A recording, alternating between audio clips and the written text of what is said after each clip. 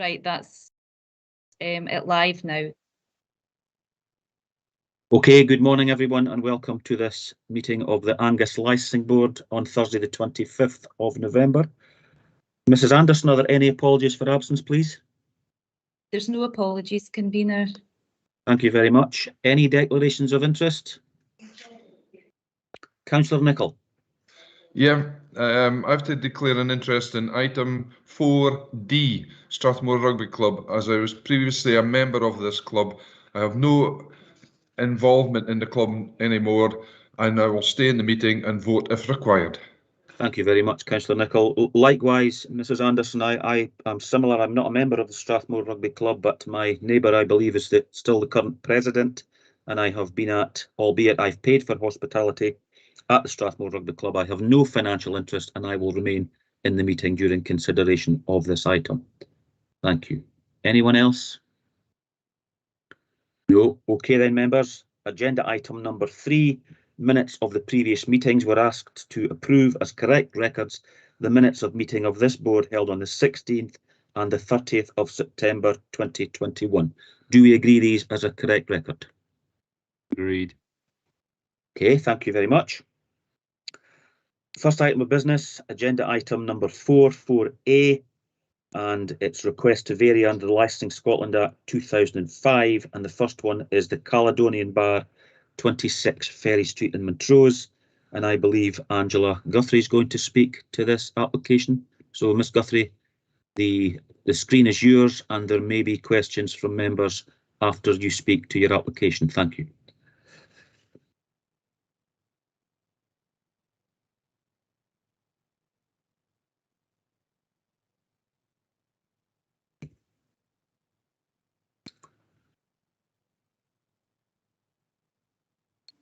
Hello. Good morning. Sorry about that. That's all right. That's okay. Angela Guthrie, the Caledonian Bar. Yes, if you just want to just give members a background to what you're looking for, and then there may be questions. I would like to have children on the premises to be able to come in with their parents and appropriate adult to eat pizza. And we started doing pizzas in the pub and all that, so it's just so I can allow the children to come in. Okay. Thank you. I'm just changing screens here. I've just got the one screen, so I'm going back and forward. Members, are there any questions of Miss Guthrie? No questions. Mrs Corletto, do you wish to comment on your report? Are you straightforward? Yeah, it's a straightforward report, Councillor Fotheringham. There's no issues at the premises and the conditions that would be attached, and she was happy with the conditions, so nothing more to add. Okay, thank you. Members, any comments? Okay, we'll change the screen. Well, we have the description of the variation in front of us. 1A, B, C and D, straightforward. I'm going to move that we grant this application variation. Is that agreed? Agreed. Thank you very much. Ms Guthrie, that was a very straightforward one. I hope they're all like that today. Thank you very much. Thanks for your time. No problem, thank you. Bye. Okay, members, the next one is Liddell's, Brecon Road in Montrose. I'm not sure if there's someone here representing Liddell's. Good morning, Your Honours. I'm Andrew Hunter. I'm here. Good morning. Good morning. You're no stranger to the board, so I'll just let you carry on. Okay, I'll hopefully take that in a good intention. Good morning. I'm accompanied by Tracy Broomfield from Liddell, who will be appearing on the bottom of your screen as a TB. Your Honours, just to echo your comments from the last application, I'm hoping this one will be relatively straightforward as well. It's an application for variation of the off-sales display area. It's in similar lines to a number of applications you considered in August for the Arbroath, Forfar and Brecon stores for Liddell, where there was an increase as a result of internal layout changes. The difference, I think, for Montrose is, and why it comes slightly later in the applications than those previous three, is there's a more wholesale refurbishment of the Montrose store, which will include an installation of a deposit return scheme for the bottle scheme for next year. There'll be a separate room for that. I think that's hoped to go ahead in July or so next year. So in terms of capacity, just to put you in the picture, the increase will result in off-sales display during the normal time of the year at just over 5%, and then we have the 1 month festive area, which brings it up to just over 6%. There's no objections. There's 4 personal licence holders, and the store doesn't have any issues that I'm aware of. So I'd move grant. Thank you very much. Questions of Mr. Hunter? Councillor Moore. Thank you, convener. Yes, it's probably a slightly oddball one, but I've started noticing that these displays are coming into most of the supermarkets. And when you bring in the seasonal alcohol display, what do you remove? The areas which are adjacent to the alcohol display, which are effectively changed, are soft drinks displays. So there is a large soft drinks display at present. It's then because of the rules around what can be included in off sales and not in alcohol capacity areas, and it has to be soft drinks. So it's there's a large off sales drink area there. It's reduced in size for the seasonal aspect, and then once we get to the end of December or beginning of January rather, it's reinstated. Thank you. Thank you, Councillor Moore. Anyone else? Any comments? Okay, we've got the description of the variation in front of us, and also no concerns in our licensing standards officer's report. So I'm going to move that we grant this application. Is that agreed? Agreed. Thank you very much, Mr. Hunter. It's nice Thank to you see very you much. again. Thank you very much, Andrew. Thank you. Thank you very much. Okay, members. Edsall Golf Club's the next one. High Street, Edsall. Is there someone from the Edsall Golf Club? Yep, I'm here on behalf of Edsall Golf Club. No, I can't see anybody here. Who's on behalf of Ed? Jane Duff. Jane too. Oh, Jane, yes, of course. Sorry, you're down at the bottom of my screen. I'm trying to look at at reports on the same screen. Okay, if you just want to speak to your application, and like before, there may be questions from members. Thank you. Okay, I'm asking for Edsall Golf Club to get permission to extend our outdoor seating area. Currently, within our licence, we have seats outside for 16 people. We would like to extend that slightly onto the grass area. This is basically due to the number of members wanting to sit outside due to COVID, etc., I think, and it's not causing any disturbance to anything else. So we would like permission to extend that area. Any questions from board members? Any comments? Again, the only condition I think our licensing standards officer is recommending is that no music shall be provided in the external areas, and with that then, Mrs. Carletto's got no concerns. I am going to move that we grant this. Members, is that agreed? Agreed. Thank you very much, Jane. Thank you. It's another quick one, that's 3. Thank you. Okay, members, the next one is the Strathmore Rug Big Club, Inchmacobel, Forfar. Good morning again, Mrs. Hood. It's nice to see you. You're a regular attender here. Good morning, convener, your honours. It's absolutely fabulous being here today. I think that Nicol Welsh is with me from the Rugby Club. I'm not really sure because I can't see him on screen. I'm here, Janet. Oh, hello, Nick. Hiya. Sorry. How super to be speaking to you. This is. I'm so excited to have been asked to help with this application. Strathay Rugby Club, as I'm sure most of you know, is an absolute leader in terms of what it does for its community. It not only encourages girls, boys, ladies and gentlemen to play rugby, but it also has rugby for the less well-abled. It has all sorts of classes and activities which assist people across and it really is a shining light in Forfar and I think beyond. The application before you is just to extend the activities really to make sure that they have the appropriate, oh for goodness sake, I'm sorry, I thought I switched it off. I do, oh God, I'll have to throw it down a well. I do apologise for that. The phone's off, but it's ringing in my computer. Right. Sorry to interrupt, Janet. We just seem to have lost our convener, Councillor Fotheringham. If you could just maybe bear with us a minute to see if he can rejoin. I don't know if he's just Here he lost comes. his. That's the phone off completely. Sorry about that. Is the convener back? No. It's showing.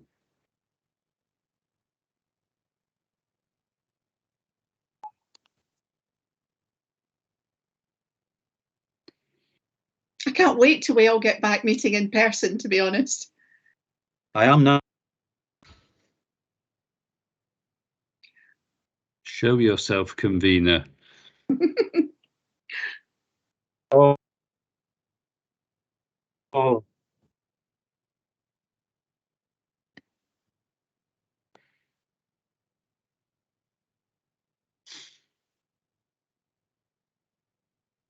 This is a great system. Sorry about that. I think that's Craig back.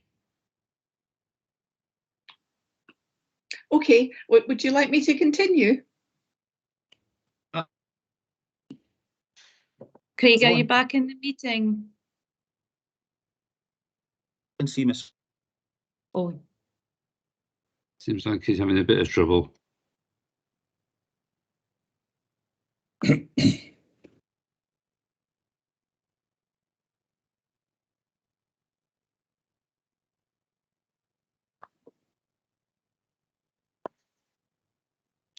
Can everybody?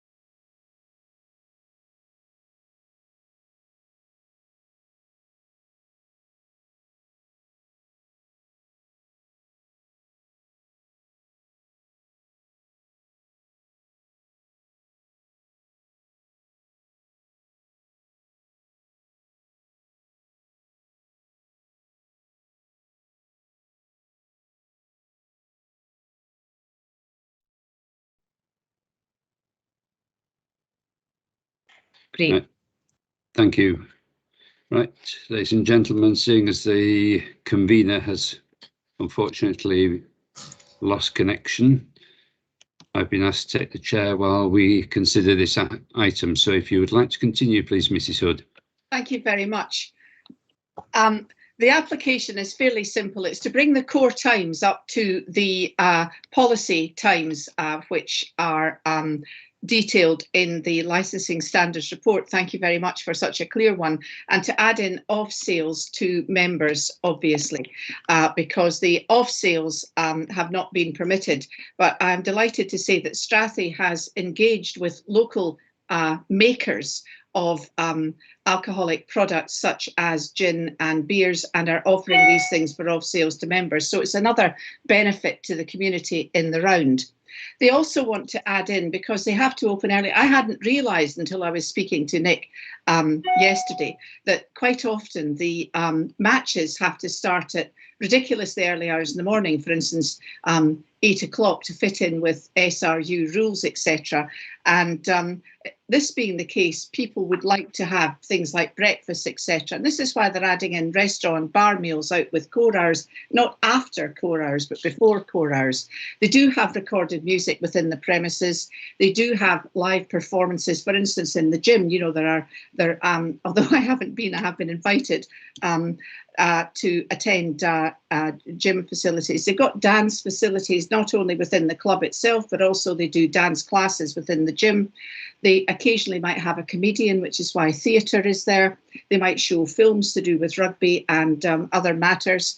They might have gaming, not because they're going to have gaming machines, but they might have a horse race night to raise money for various charities. They're incredibly good at doing things like this. Patently, they have indoor and outdoor sports. They have a gym and they play rugby, and they want to ensure that they are permitted to have outdoor drinking within the grounds of the rugby club when matches, etc. are on. All the out with core activities should start at 7 o'clock. And they want to be able, for televised sport, to be able to permit the viewing of rugby football events such as the Rugby World Cup and the Six Nations. Sometimes these games, as you know, are scheduled in advance of core hours. They want to permit the sale of alcohol in connection with a substantial breakfast offering. Access to the club on those occasions would be restricted to club members and their families. It would be ticketed and paid for in advance. The other activities that do occur would be things like yoga, which I unfortunately haven't attended yet, marathon training, which I'm unlikely to be interested in, and other sports and keep fit activities. They'll be serving food and drink throughout the whole of the licensed area. They would like to encourage the people that work with them and support the club to have promotions, not just for alcohol, but for food and matching and tasting sessions, because this is part of bringing the whole community in. They might have karaoke and band practice, because there are obviously a lot of young people doing that, and that's of interest to them. They could have markets on the club without having any difficulty at all, because they are one of the required to have a market operator's license. But I feel it's important to make sure it's reflected in the premises license so that you can see this. And again, this is to promote local businesses, and non-members for all of these events, or any of these events, would be signed in by club members. They want to promote sponsors, supporters, club members, local businesses and local producers.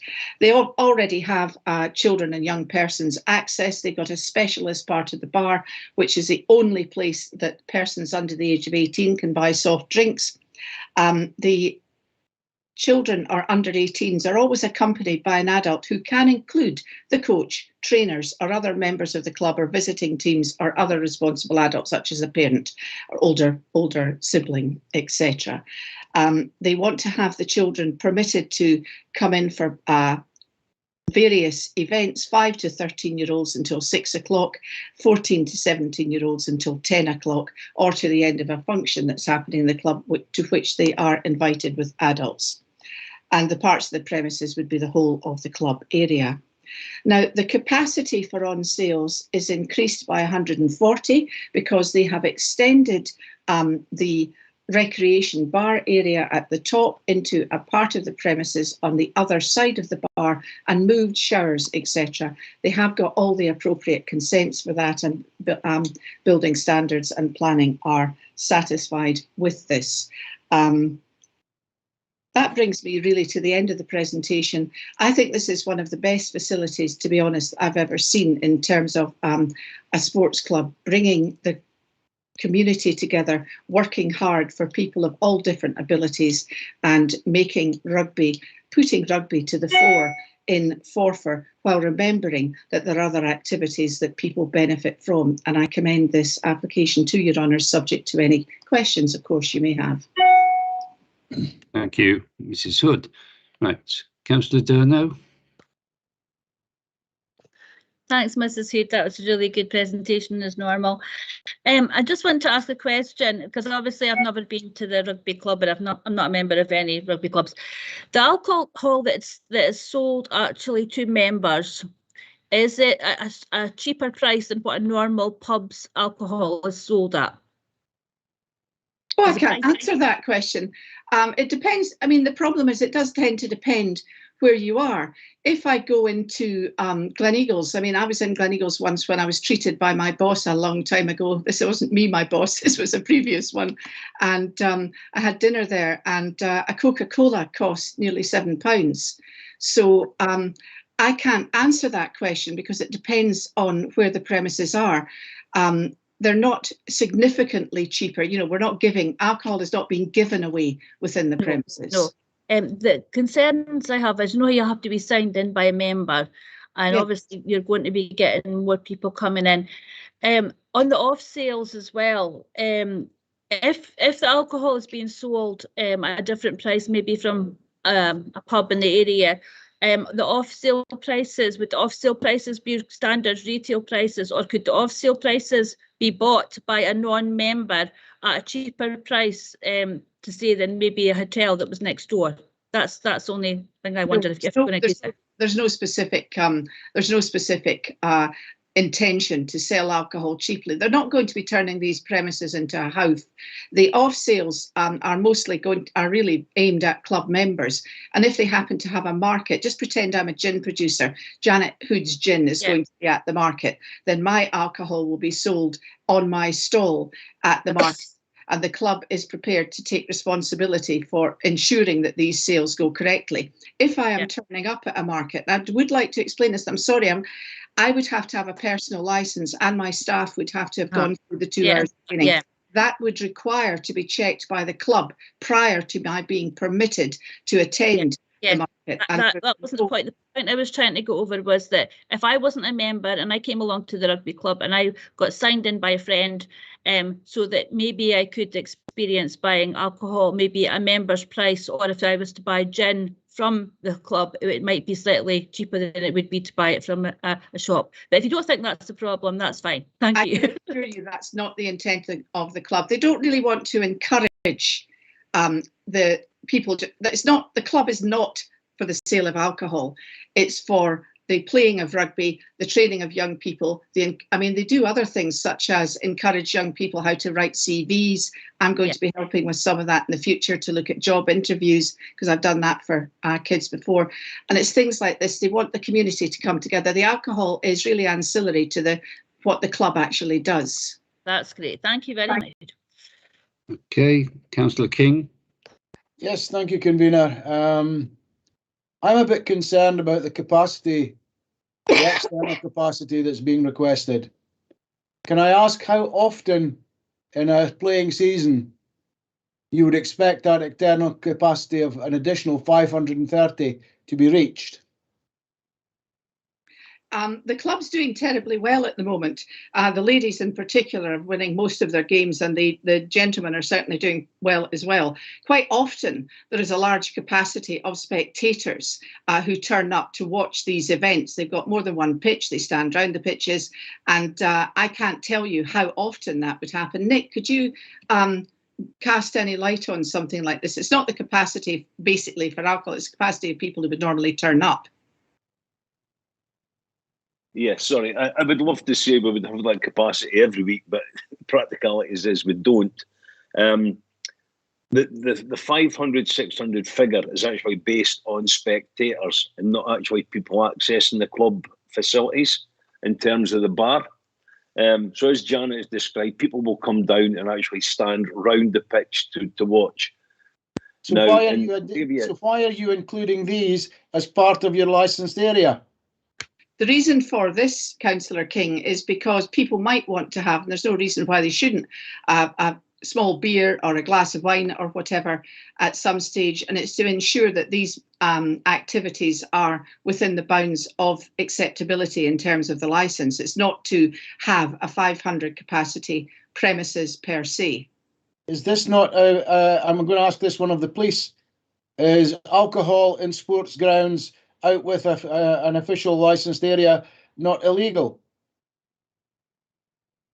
Yeah, well, alcohol at a sporting venue, yes, it's a designated sporting venue, so there has to be certainly the license has to be in place for it. So it's illegal So to it is. supply alcohol except within the designated bar area. So the designated sporting grounds are already set out on legislation. That's the only problem that we have there. So I would doubt the Strathmore Rugby Club would be in there. So we need to have a look at that one, to be honest with you. And it would depend on the bylaws as well within Forfar. I'm extremely concerned that we're proposing to grant an off-sales license for this private club. And we're basically saying anywhere on that ground, you can go into the pub, the bar and buy drink and carry it out and drink it. Whereas you wouldn't be able to do that at Montrose, at Arbroath, Forfar's football clubs.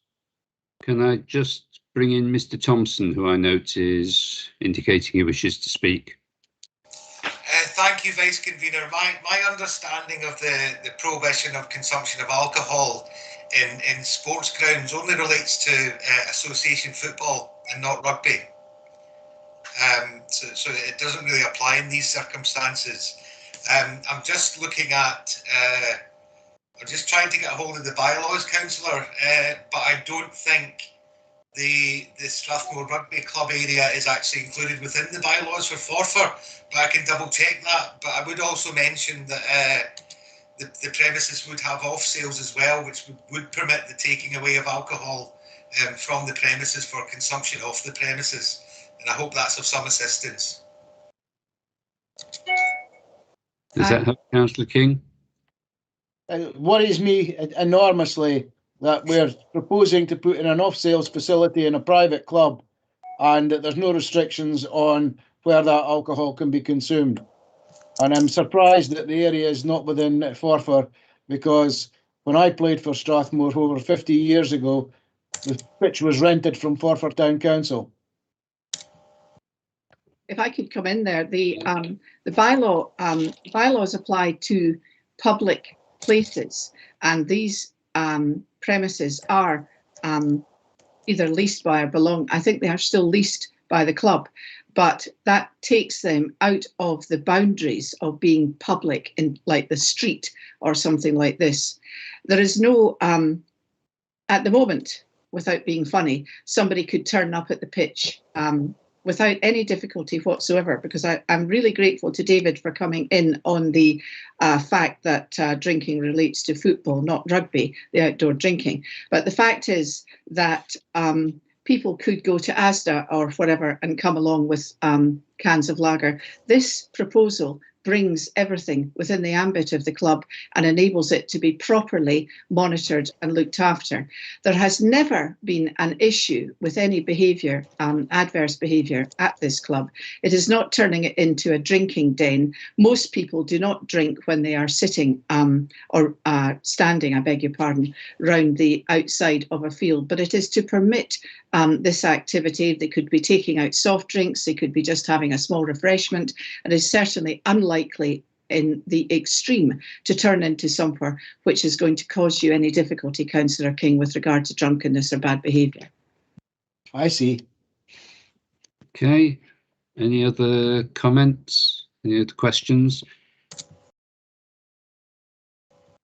I have a couple, Mrs. Hood. Of course, sir. You're saying about being able to get a drink and go and stand at the pitch side to drink and consume it while you're watching. Yes. But the license that we've just recently received doesn't license the ground, the whole ground. It's only a certain area around the building. It's the external areas around the building where people would be able to access the alcohol. And if there is an off sale, then off sales can be taken anywhere. And then they can have that drink, but the drink has to be provided to people within the licensed area. If somebody is taking the drink off sale, I would have thought would have meant off the premises, off the ground, rather than just off the licensed area and go and open it when you're standing by the pitch. Well, nothing would be opened. The off sale means removing something from an area where on sales are permitted and going into an area out with that area, and that makes it an off sale because you are going off the premises which are licensed for on drinking. And you can take an off sale and you don't have to have it in a closed container anymore, which you did used to have in terms of the 76 Act legislation. It can be in an open vessel, apart from taking something home after 10 o'clock at night, which is certainly not the intention here, to let people take open containers. But the law permits this. Right. I see Mr. Thompson is wanting to come back in again. So, Mr. Thompson? Yeah, thank you, Vice Convener. Just to confirm that I've had a look at the current bylaws, and it's the ground, Strathmore Rug Big Club ground, is not within the bylaws area in Forfar. Right. Councillor King, I see you're wishing to ask a further question. Yes, I want some clarification on the second page of the plan that was sent out to us. As far as I can see, and I may be wrong, the licensed area is the whole area of the ground. That's the one with the red line round it. That includes the pitch and the spectator area and the car park. The car park area was to permit the occasional market to occur in the car park, at which, as I explained earlier, it is hoped to bring in local not just of alcohol, but crafts people, yes, people making cakes, anything else, to use the car park intermittently. This is not, again, the main business of the club, to boost their ability to raise funds for the club, because the club wants to continue doing not only its sporting activities, but the activities which benefit the community as a whole. And that was at my suggestion that those areas be included for those purposes, which I believe, or at least I hope I had made clear, and I do apologise for this if I haven't, Councillor King, within the operating plan. And if I require to amend the operating plan, which you can do obviously as members today, I would be happy so to do. Yes, thank you for that, Mrs. Hood. Always very eloquent, but you didn't answer the question I asked. Oh, I'm The question I asked is on page 2 of the plan that was submitted to us late. The red line. I'm sorry, I didn't submit area, which I do apologise. The whole of the ground, including the rugby ground, the spectator area, and the car park. It's not just the building and the outside areas for seating; it's the whole park.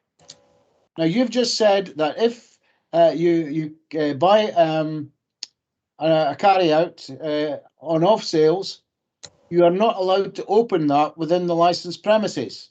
If the licensed premises are the whole area of the park, how do you might get around that one? I'm sorry, I didn't actually say that. What I said was that you can remove, what I said was that you can be in licensed premises and move out with the licensed area to drink and drink off sales. If I go to Asda and yes, I'm from Asda and I'm not in the area subject to the bylaws, I can drink that alcohol in a non-bylaw area. Yes, Mrs. Hood, but you're still avoiding answering the question that I have asked, which is on page 2 of the plan that was submitted late. The red line for the licensed area goes right round the whole of the site.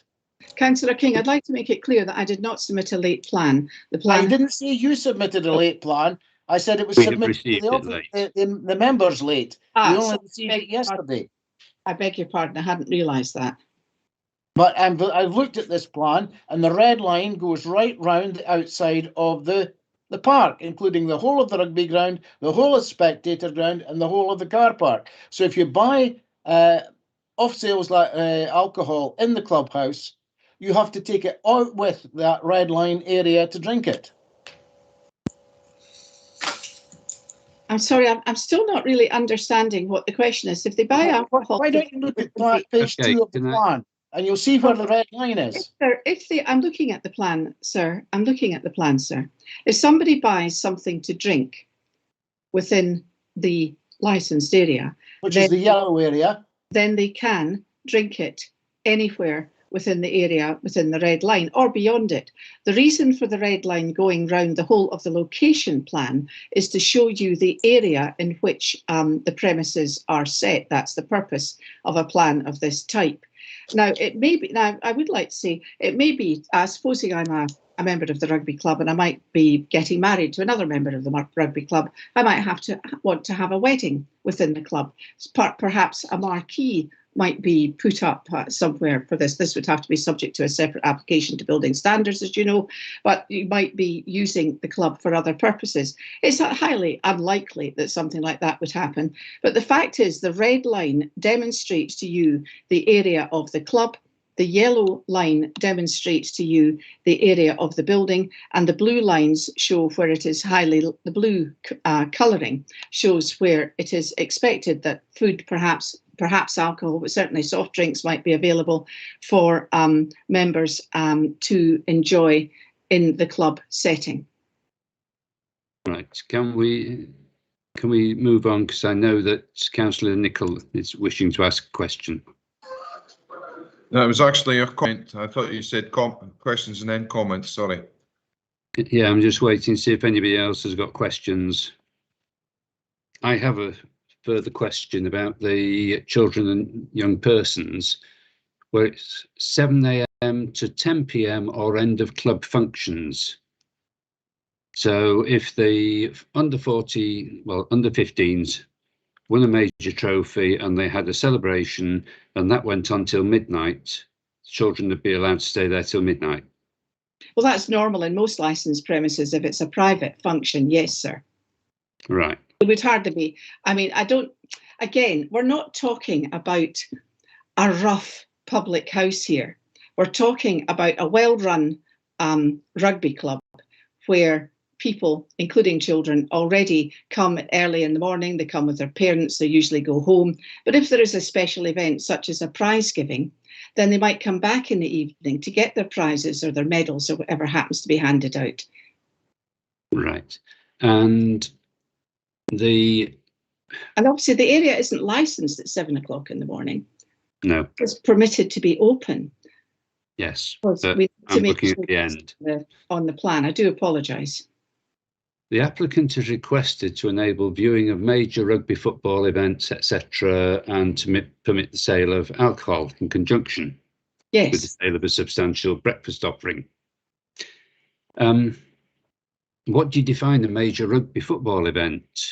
I had tried, sorry, I do apologise. I thought I'd made that clear. It's something like World Cup rugby or the Six Nations rugby. Now, the Six Nations doesn't usually occur first thing in the morning, but if World Cup rugby or the British Lions are playing in Australia, then the timings might be out in terms of our normal. Now, this is a type of application that has been put to the board before by me, as well as other people, which you have granted for public houses and hotels with bars to permit the enjoyment of major sporting events and to have a drink with a substantial breakfast, which is why I put that in. Yeah, I mean, it's just that it says major rugby football events, Rugby World Cup and Six Nations. Well, Rugby World Cup and Six Nations, yes, but it's defining a major rugby football event, which is there separate to the other two. So would the equivalent of Celtic against Rangers be a major event? It's not a rugby event. It's the major there are World Cup rugby events that are the Six Nations rugby events. There was the recent British Lions tour. I actually don't know.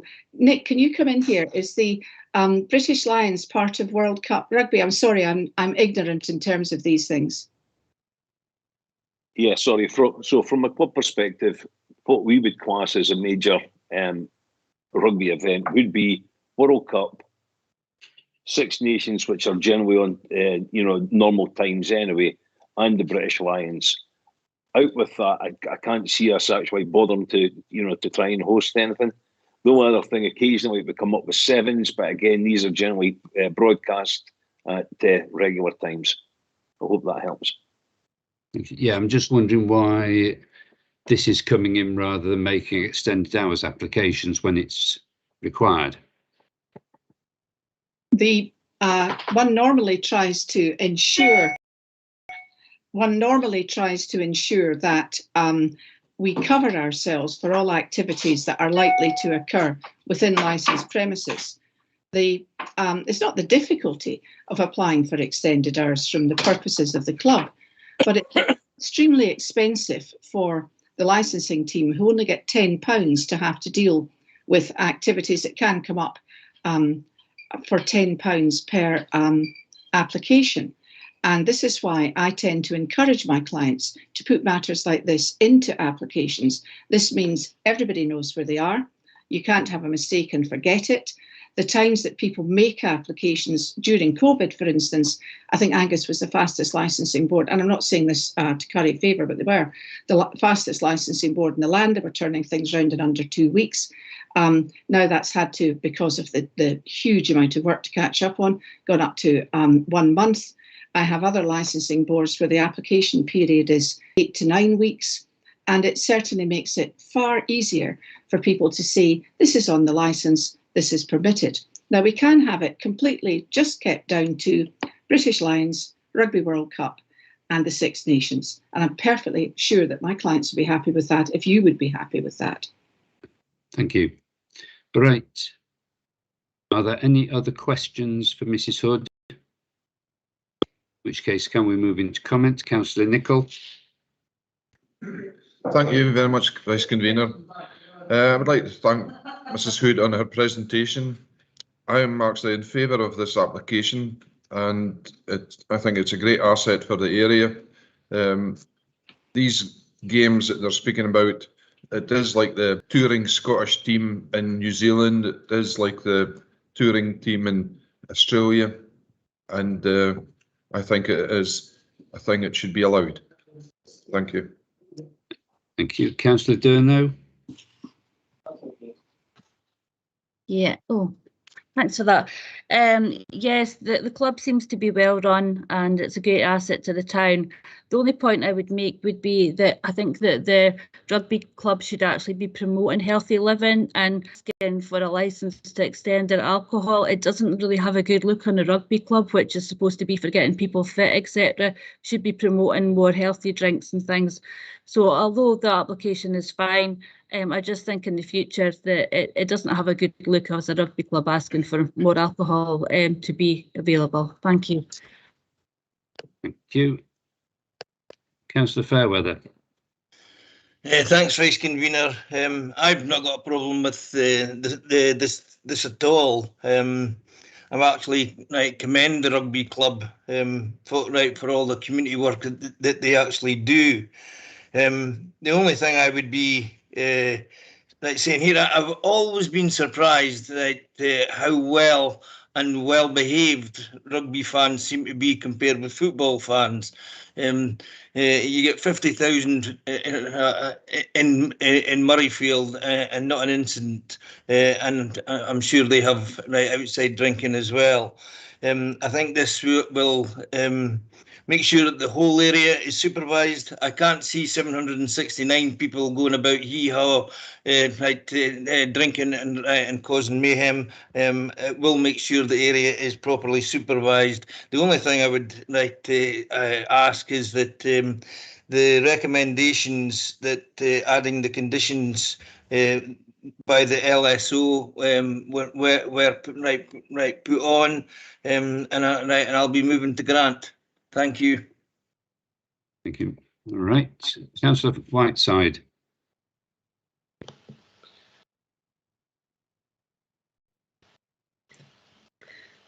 Thanks. Having a little trouble with my mute button there. Thanks, Convener.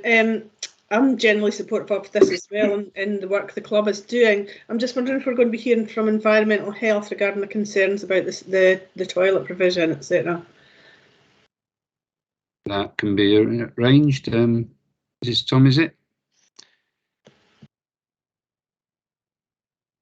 Hello, can you hear me? Yeah, we can hear you. Hi, sorry about that. That took a second. Yeah, it's building standards rather than environment, just to be clear, so nobody's blaming somebody else for this. But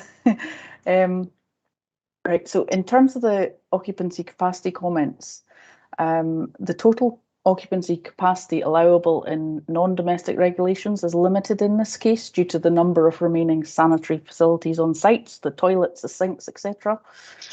As a permanent variation to the licence, the absolute maximum capacity within the premises would be 200 persons and us checking it.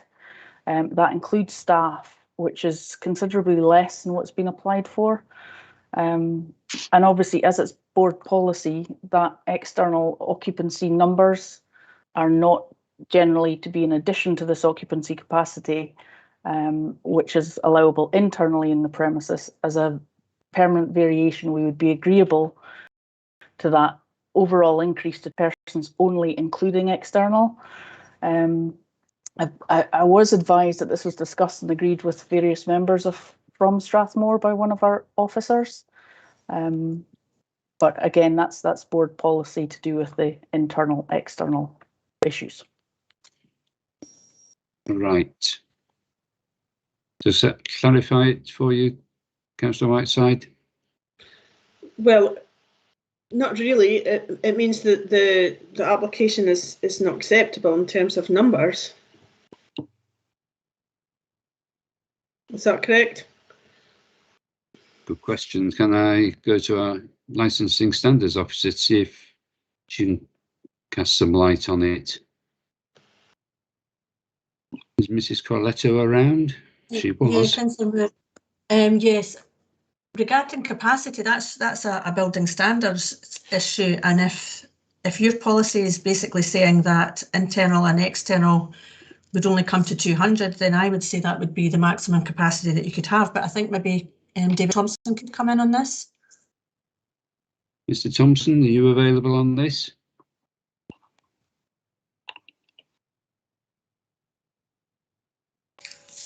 Thank you, Vice Convener. I mean, I think it's, you know, obviously each application must be determined on its own merits, and we've heard from building standards. It would be open to the board to impose its own conditions in relation to this in respect of the provision of additional facilities. Should it be considered that the capacity is going to be exceeded in terms of the assessment from building standards? So I think if the board considers that there's an issue, then the next thing it needs to require to consider is whether or not it can deal with this issue through a condition. Right. If I might come in here, it was proposed within the operating plan, which I believe has been circulated to everybody, that external capacity is usually only reached on major game days, and that's a fact. If they were playing, I don't know, in the Scottish Amateur League or however it works. I'm sorry, I don't know the names of the way it works. But if they were expecting to have both pitches surrounded by spectators, this is not including any alcohol, this is just spectators, they would be happy to ensure that extra portaloo toilet provision be made. And this is made clear in question 7 on the operating plan, which was submitted to the licensing board some months ago. This is a normal procedure. I've had the same type of application made elsewhere, not within Angus, I have to say, because this is the first one within Angus, elsewhere within Scotland, and it hasn't caused any particular problems to building standards, providing that is done. At the moment, if we didn't have the possibility of having alcohol served around the pitch, people could already be there. There could be hundreds of people around the pitches with no extra toilet provision watching the match. So it's not really changing the position at all. It's improving the position because this offering has been made for major match days. Thank you. Right. Councillor King, do you wish to comment?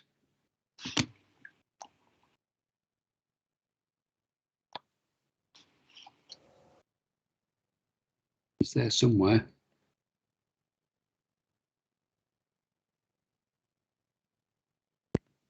No? In which case, can I go to Councillor Brown while we're waiting for Councillor King? Sorry, convener, I forgot to unmute. What I'm saying is I'm very appreciative of the information given to us by Mrs. Tom that the building standards limit on the premises is 200. I would be proposing that we to that 200 as approved by building standards.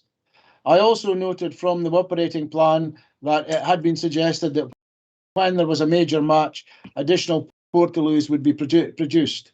I think that should be a second condition that should be added, that in the event of a major match being expected, then the club will be required to provide portaloos, to sufficient portaloos to cover the expected numbers.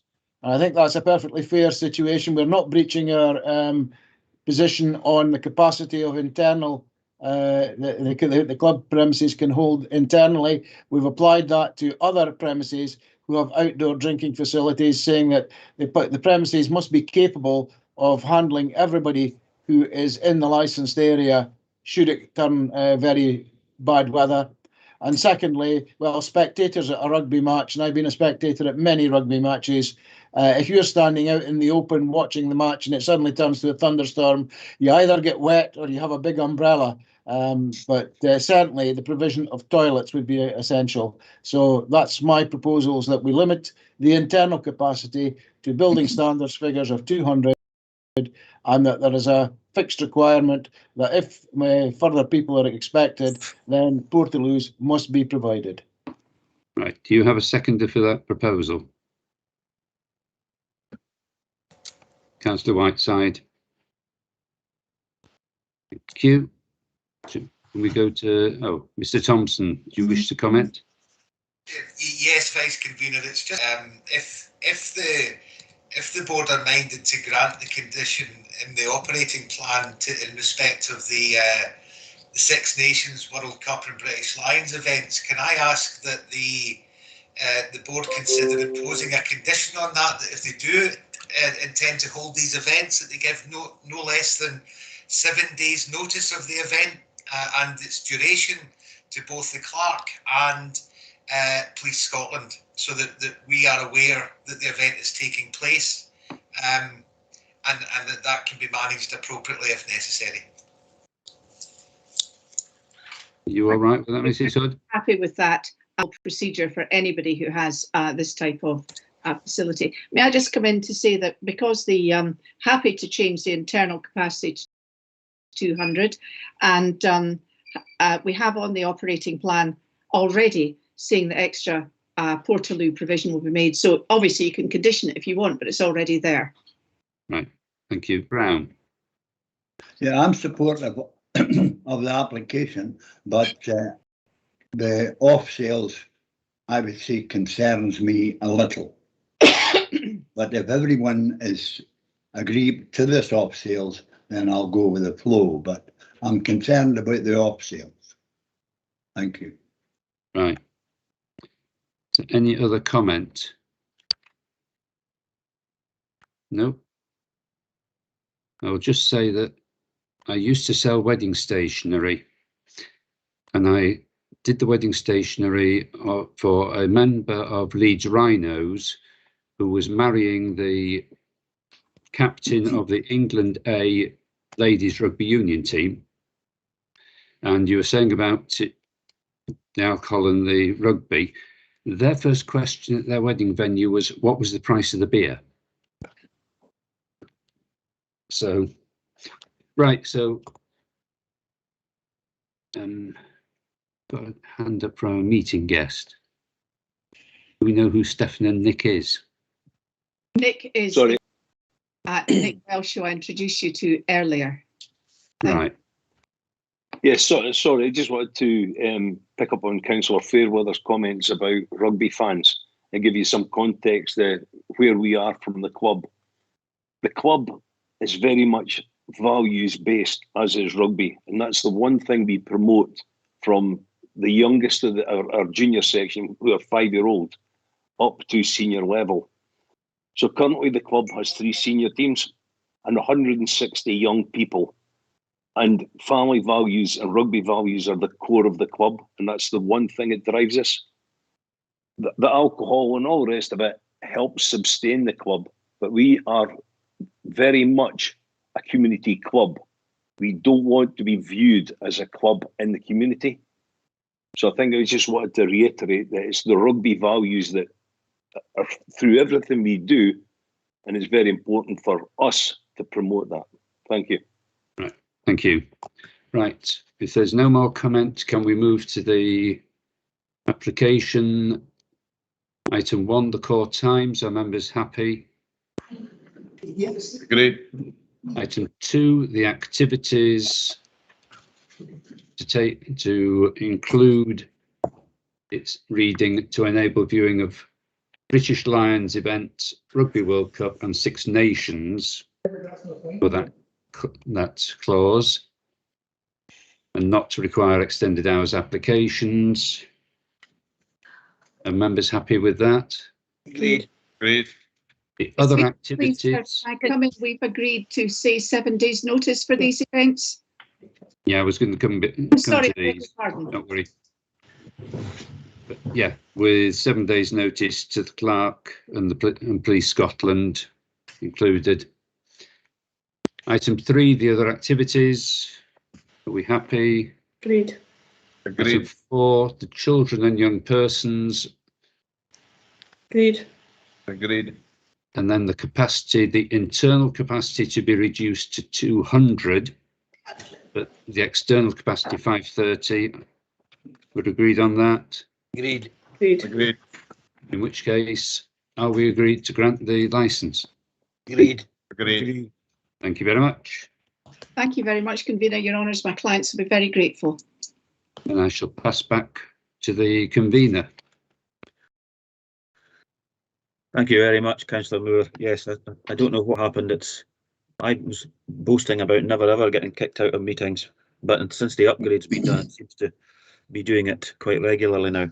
Okay, thank you, members. The next item is 4E. It's DeVito's 11 Millgate, Arbroath. Mrs. Hood, again, thank you. Convener. My clients are Kevin Sivright, who is the Director of KWS Property Limited, and the premises manager for Arbroath, who's been a long-standing member of Mr. Sivright's team. Maureen Milne are, I believe, also here. Okay, that's fine. Thank you. This application is in there. There is a police objection. Do you want to hear the police objection first? Yes, we have a copy of it, but yes, if Police Scotland want to speak to their objection, that would be fine. We'll let Police Scotland go ahead first. Thank you, Mrs. Hood. Thank you. Hi, good morning, board members and everyone else present. As per Police Scotland's letter of objection dated the 23rd of September 2021, this is in regards to DeVito's nightclub Arbroath, who have applied for a change in their core hours to 1900 until 0200 hours Sunday through Thursday, and 1900 to 0300 hours every Friday and Saturday. Since reopening after COVID restrictions were lifted, this was at the beginning of August this year, until the date of the objection letter from Police Scotland, there were 9 calls to the premise. 5 of these related to noise complaints with regards to music from the premise and persons congregating outside. 2 are with regards to assaults outside the premise, and the remainder are calls to assist door staff and members of the public. There was 1 arrest made with regards to these calls. I can give you further information with regards to these if you wish to hear. Yes, I think the board members would like to hear them, so just we've got all the information. Yeah, no problem. May I please come in on this? I haven't been given any notice of any details of any of these complaints, which I think is, to be perfectly honest, fairly shocking, in that people are permitted to have full details of what the police are putting before us. We've been here before, bizarrely, with these same premises. It's imperative that the person who is accused of something has full notice of what the police are accusing them of, to enable their legal advisors to advise them one way or the other on these matters. And I would have expected the police to have put in at least a supplementary on their letter advising what the issues were. Mrs. Hood, are you asking the board to defer this? No, I'm asking the board to consider that the police have not put these matters into their letter of objection. And if they were any other person, you would be saying that they would require to put this in. The police do not have a special standing within licensing. They are Police Scotland, but they require also to ensure that they give full information as to what their objection is to people against whom they are making an objection. Okay, thank you very much, Mrs. Hood. Councillor Moore. Yes, convener. I'm just thinking that if there is, the board are interested in what the details are, Mrs. Hood and the applicant haven't had the chance to see those details, and I'm thinking that it would be best to defer this to the next meeting so that they can consider them, and they might also be able to get round to paying the annual fee as well. The annual fee was paid yesterday, and this was an oversight for which I apologise. The time for making the objection is well past in terms of this application, in terms of licensing legislation, and the police, in the same manner that anybody else is, have no opportunity to upgrade or change their objection because they had plenty of time within which to make this. And I'm quite sure your clerk will confirm the time limits for the police to make comments or objections, which is 21 days from their receipt of the application, which is long gone. Thank you, Mrs. Hood. Mr. Thompson, can you clarify for board members, please? Yeah, thank you, convener. Mrs. Hood is correct that the timescales for raising objections has passed. However, it's open to the board to consider. No, you want the letter? Sorry. Yeah, it's open to the board to consider that it requires further information, and potentially to adjourn to receive that further information, which will of course be copied to the applicant. I'm just slightly concerned, and I would defer to colleagues. We have timescales for determining these applications, and it's just whether or not, I think it's abbreviations. We've got 119 days to do so. I wonder if any of the colleagues can let me know when this application was received. Okay, thank you, Mr. Thompson. We'll wait then, because I think. May I ask a favour, please? May I come out of the meeting and telephone my clients privately to ask whether or not they would be prepared to deal with this today? Mrs. Hood, of course, this is very relevant to the application. Absolutely, no problem. Councillor Fotheringham, can I come in and say the application was received on the 20th of September? Okay, thank you. So, Mrs. Corletto, when are we saying we have to deal with this by then? Let me just work it out.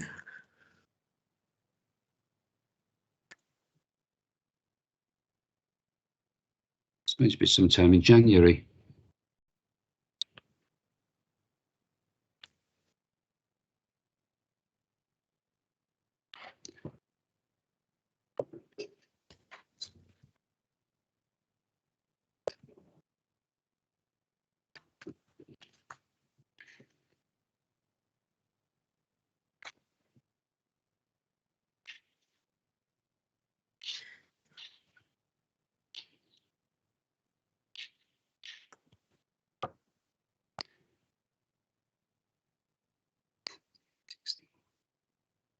It'll be the 12th of February. Okay, thank you. Thank you very much. Well, I think we'll need to wait now and see what Mrs. Hood, because in the interest of fairness, I think it's only right that she takes her client's instructions before we proceed any further here. Convener, could I come in, please? Oh, sorry. Oh, sorry. Convener, until Mrs. Hood comes back, could I maybe say we could maybe just adjourn this one just now, and we could go on and deal with the Mason's Arms and other business and come back to the DeVitos at the end? Okay, the members agree to that. We'll adjourn this one, these two items, because they're both Mrs. Hood's, and we go to 4G, which is the Old Mason's Arms. Is that agreed? The regards the Old Mason's Arms, that was Janet Hood as well that was dealing with that one, and she's asked this morning for a deferment on this application. Okay. Whether to, she's just been appointed as the agent for it, but she could maybe confirm this when she comes back in. Okay, members, if that's the case with Mrs. Hood, then we'll ask her to confirm that. Do we agree to defer this application to a future meeting? Agreed. Okay, thank you. Yes, Councillor Moore. Well, if we've got to determine these within 119 days, do we stay within that period? Because we've already deferred this once. I think Mrs. Corletto's nodding her head, but I think she's just checking that. Let's just wait and see what the LSO's got to say. She'll confirm that. Convener, Mrs. Hood is back. I think we can go back to where we were and pick up on the Old Mason's Arms as the proper order. Okay, that's fine. Mrs. Hood. Oh, sorry, what am I doing? Right, I think I've unmuted myself. I beg your pardon. My client advises that we will be happy to go ahead with this. We did have a meeting with Police Scotland at the beginning of October, and I am assuming that the matters that the police officer who's before you today is going to bring to you will be in relation to the subject of that meeting. If the police officer can confirm that, then we will be happy to move ahead. Okay, Police Scotland, can you confirm that's the case?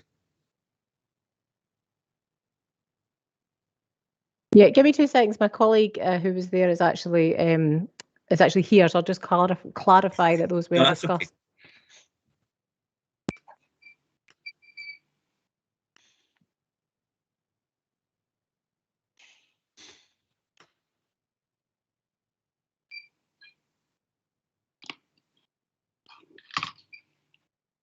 I think some of them were discussed. The only thing I would say, I put my hand up there to say about the DeVitos, is that we actually have made mention of these incidents in the objection letter. So my colleagues just wanted to see if you wanted more information on them as to whether or not that's your right to consider them. Or so we did actually make mention of them in the objection letter. Okay, members, do we wish to hear further from the police? Yes, please. Yes, okay. We'll hear further, Robin, if you don't mind, or your colleague. Mr. Thompson? Yeah. I think Mr. Thompson wants... Thank you, Convener. I just think it's important to clarify with Mrs. Hood that she's still prepared to proceed. Mrs. Hood, are you prepared to proceed on the basis that we're going It's prepared to concede because we understand that the grounds the police are bringing forward are those which were discussed with officers of the police on the meeting that my clients and I had with the police on the 1st October.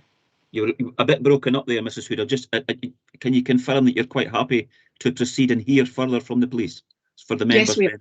Okay, thank you. Okay, Police Scotland, thank you. Yeah, sorry, I'm having issues with my camera. So Okay. can everybody hear me okay? Yeah. Yes, yeah. Yeah, so in relation to the incidents that we have referred to in the letter, there's been 9 calls. The first one on the 13th of August 2021, noise complaint. Officer attended, however, due to COVID, the doors obviously have to remain open. Advice was given to the licence holder. The following night, on the 14th of August, a noise complaint again with regards to music. However, there was no police available to attend that one. Again, on the 14th of August, a further noise complaint. Again, no police to attend that one. The 27th of August, we had to were called to assist the door staff with a male who had urinated at the front of the premise. Again, on the 27th, another noise complaint. Again, no police were able to attend that one. On the 5th of September, there was a fight outside the premise with Marines. The door staff intervened, and I believe actually the door staff were excellent that night. Fixed penalties were issued. 1 male taken to 9 wells. On the 10th of September, there is another noise complaint with regards to music. Again, no police able to attend that one. And on the 12th of the 9th, there was a call related to lost property. That's not something we would need to consider here. And on the 18th of the 9th, there was a disturbance outside involving numerous persons. One male was arrested for threatening and abusive behaviour. So in respect, we've obviously discussed some of these matters with Mr. Sivright. However, we have carried out in that timescale 6 inspections, which has demonstrated good housekeeping. However, one related to the door staff had made us aware of somebody taking drugs. Again, that's not something we would be concerned about. The door staff have done really well. They've done their jobs there. We believe that granting these hours would fall out with the board's policy, and given it's in the residential area with flats in close proximity, it could possibly lead to an increase in antisocial behaviour. Police officers would also be required to be outside the premise for a longer period when closing, which adds to our demand on resources. So we actually have one of our colleagues, Inspector Ahmed, is with us. He used to work in Arbroath. He was the sergeant. He's been outside Arbroath, the Vetoes in Arbroath, numerous times. He is there if you have any specific questions relating to the premise at closing out times. However, it's up to yourselves whether you'll be able to speak to him about that. Thank you. Sorry, I'm not too sure if anybody's noticed, but the convener seems to have dropped out again. That. Sorry, Fiona. He's just away to try and rejoin again. If we just give Councillor Fotheringham a few minutes. Sorry, he's having bad connection issues.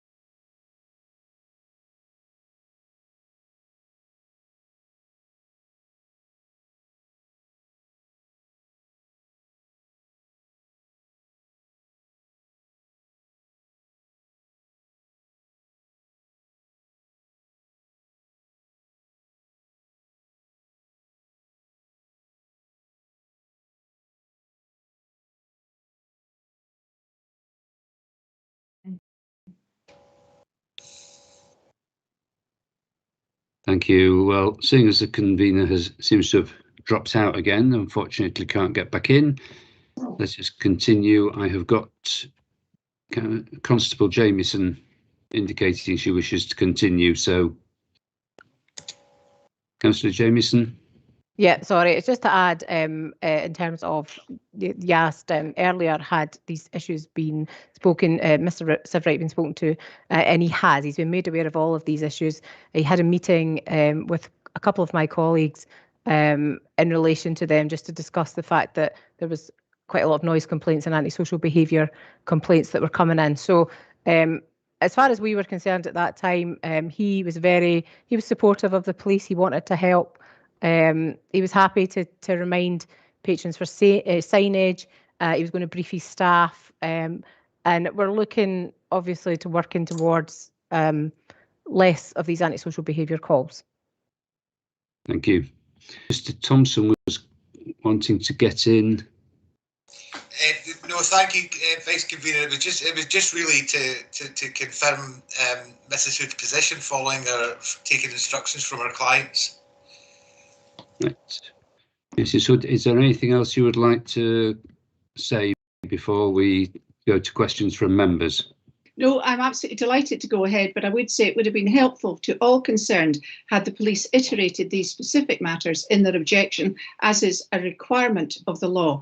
My clients are happy to go forward, however, they do not wish to inconvenience the board, and they're happy to move forward because I am delighted to see that the matters discussed on the 1st of October are the matters which have been referred to by Police Scotland today. So thank you very much for the opportunity given to me and my clients to talk to one another.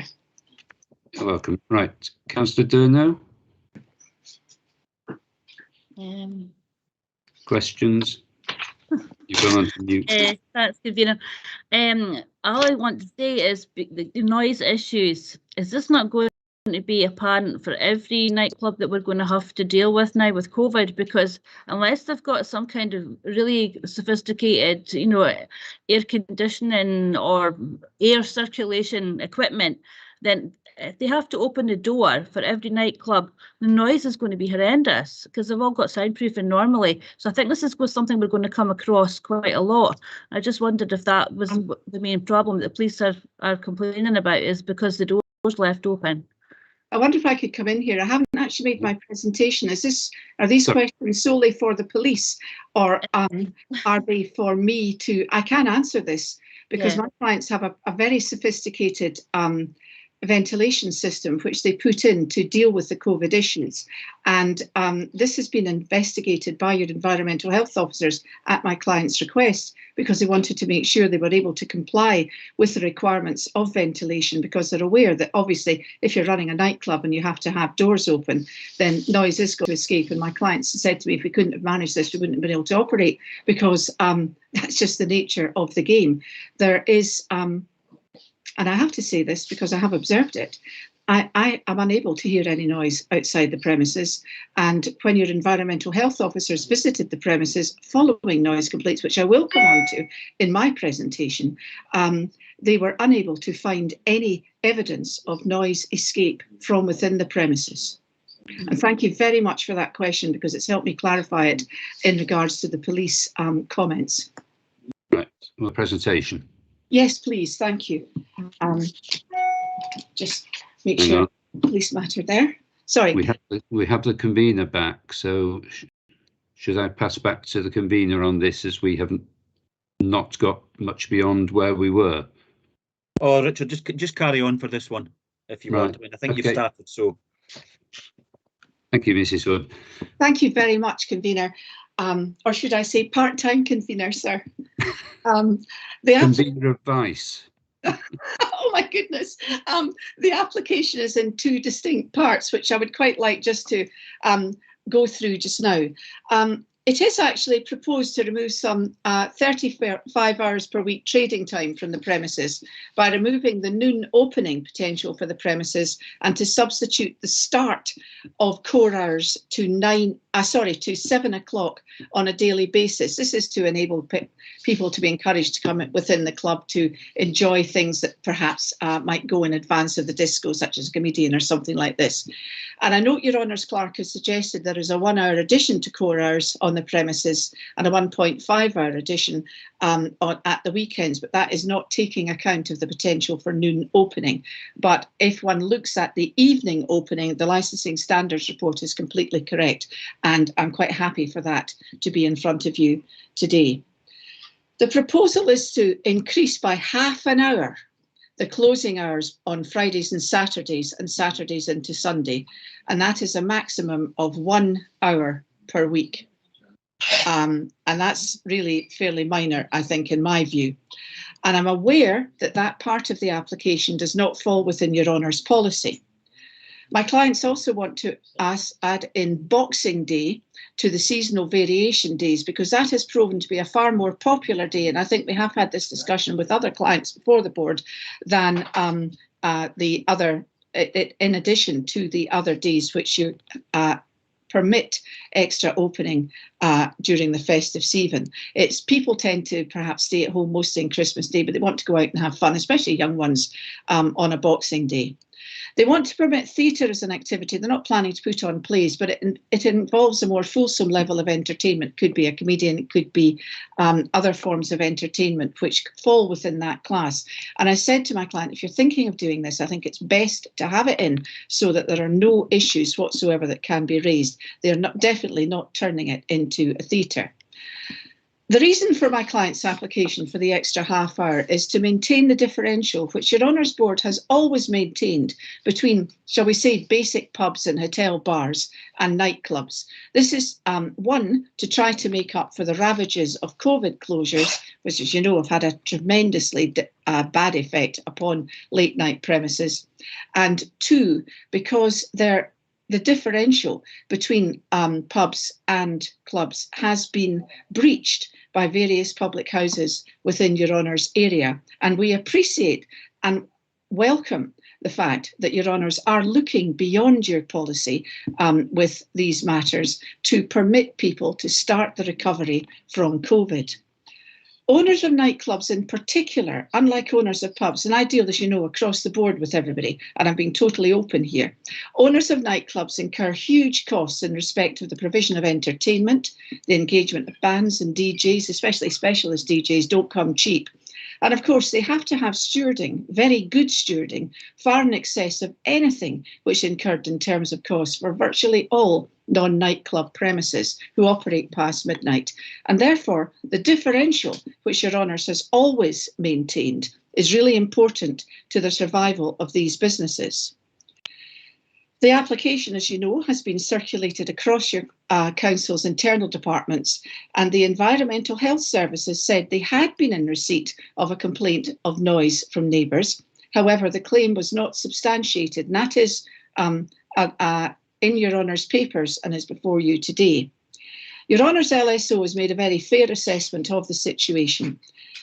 Police Scotland, as I say, invited my clients to meet with them on the 1st of October. Kevin Sivright, the director, his head steward, Andy Hardy, and I'm delighted that the police were kind enough to praise the actions of the steward and the club management in their presentation to you, and Maureen Milne, who is not only the premises manager, but a business partner of Mr. Sivright, have worked hard to ensure these premises are properly run and maintained.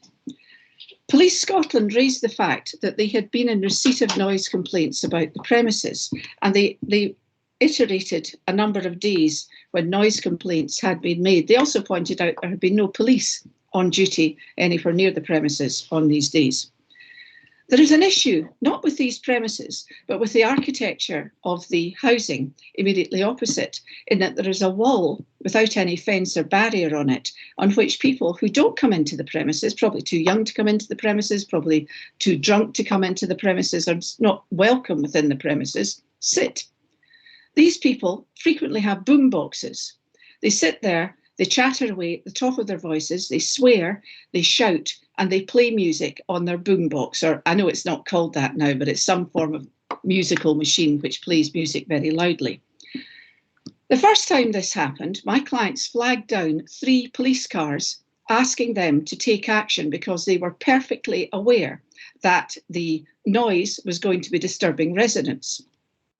Unfortunately, the officers in the police cars did not feel able to deal with this. And it was only when a female police officer came and the 4th police car. Could you please put that off? I beg your pardon. I do apologise. I'm having to work in the kitchen just now because I'm having some work done in what's my former office. Sorry.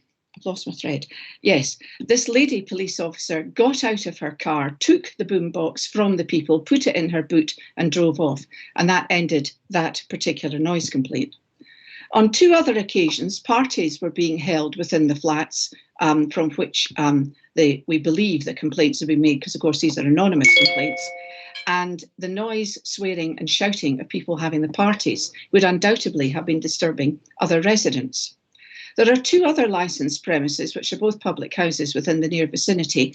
One has a very loud jukebox and the other permits karaoke. Noise from both of these premises can be heard clearly at DeVito's, and I myself have observed this. I am actually concerned that these matters were actually discussed with the police, and we pointed out that Environmental Services had no issue with the premises, and the police accepted my client's position that no windows were open, no doors are open. To get into the downstairs part of the club, you have to go in, it's basically a side door. You have to go, and it's quite narrow. People are obviously vetted at the door by stewards. They then have to go up the stairs, along a wee passage, and downstairs to the bottom, or upstairs to the top. There are no windows or doors which permit people to go in from the street from whence noise would be able to escape. My client's on the advice, and this was previous advice offered by Environmental Health and by the police, and we have to praise the police for this, make sure that the doors are open and shut to permit patrons to come in. And even though there is a high unlikelihood of noise escaping, they do this because they want to be seen to be behaving in a manner which is commensurate with your desires of your honours for well-run premises. The police kindly pointed out that all of the matters, with the exception of the drugs person who was found within the premises, and my clients immediately, they noticed that this person was acting in a suspicious manner, apprehended him and phoned the police and handed him over to the police. And I thank the police for pointing that out, because my clients do not tolerate, they have a zero tolerance for bad behaviour and drugs within the premises. The police referred to a number of incidents which took place out with the premises, and it is noticeable that they did not say that these were caused by clients of my customers, I beg your pardon, of my clients, but occurred on the street. There are people within every town, I have no doubt, who like to cause trouble, who try to get into licensed premises, who are banned from licensed premises, who appear not just in front of licensed premises but elsewhere within the town. And none of these incidents have been linked to my clients, either through their customers or through their behaviour. And again, I am grateful to the police for pointing out that my client stewards frequently work hard to prevent harm. On the incident of the fight, they intervened. Now, they don't have any right to intervene, but they intervened to assist police officers in breaking up that fight. And I'm again grateful to the police officers who pointed out that the stewards act in an exemplary manner in these premises. I would basically suggest, and I'm strongly suggesting this, that the comments made by the police in terms of complaints have actually nothing to do with my client's premises, unless you take the, and I don't imagine you would do this, the absurd view that nothing would happen in the vicinity of the premises if the premises weren't there, because that obviously doesn't make any sense.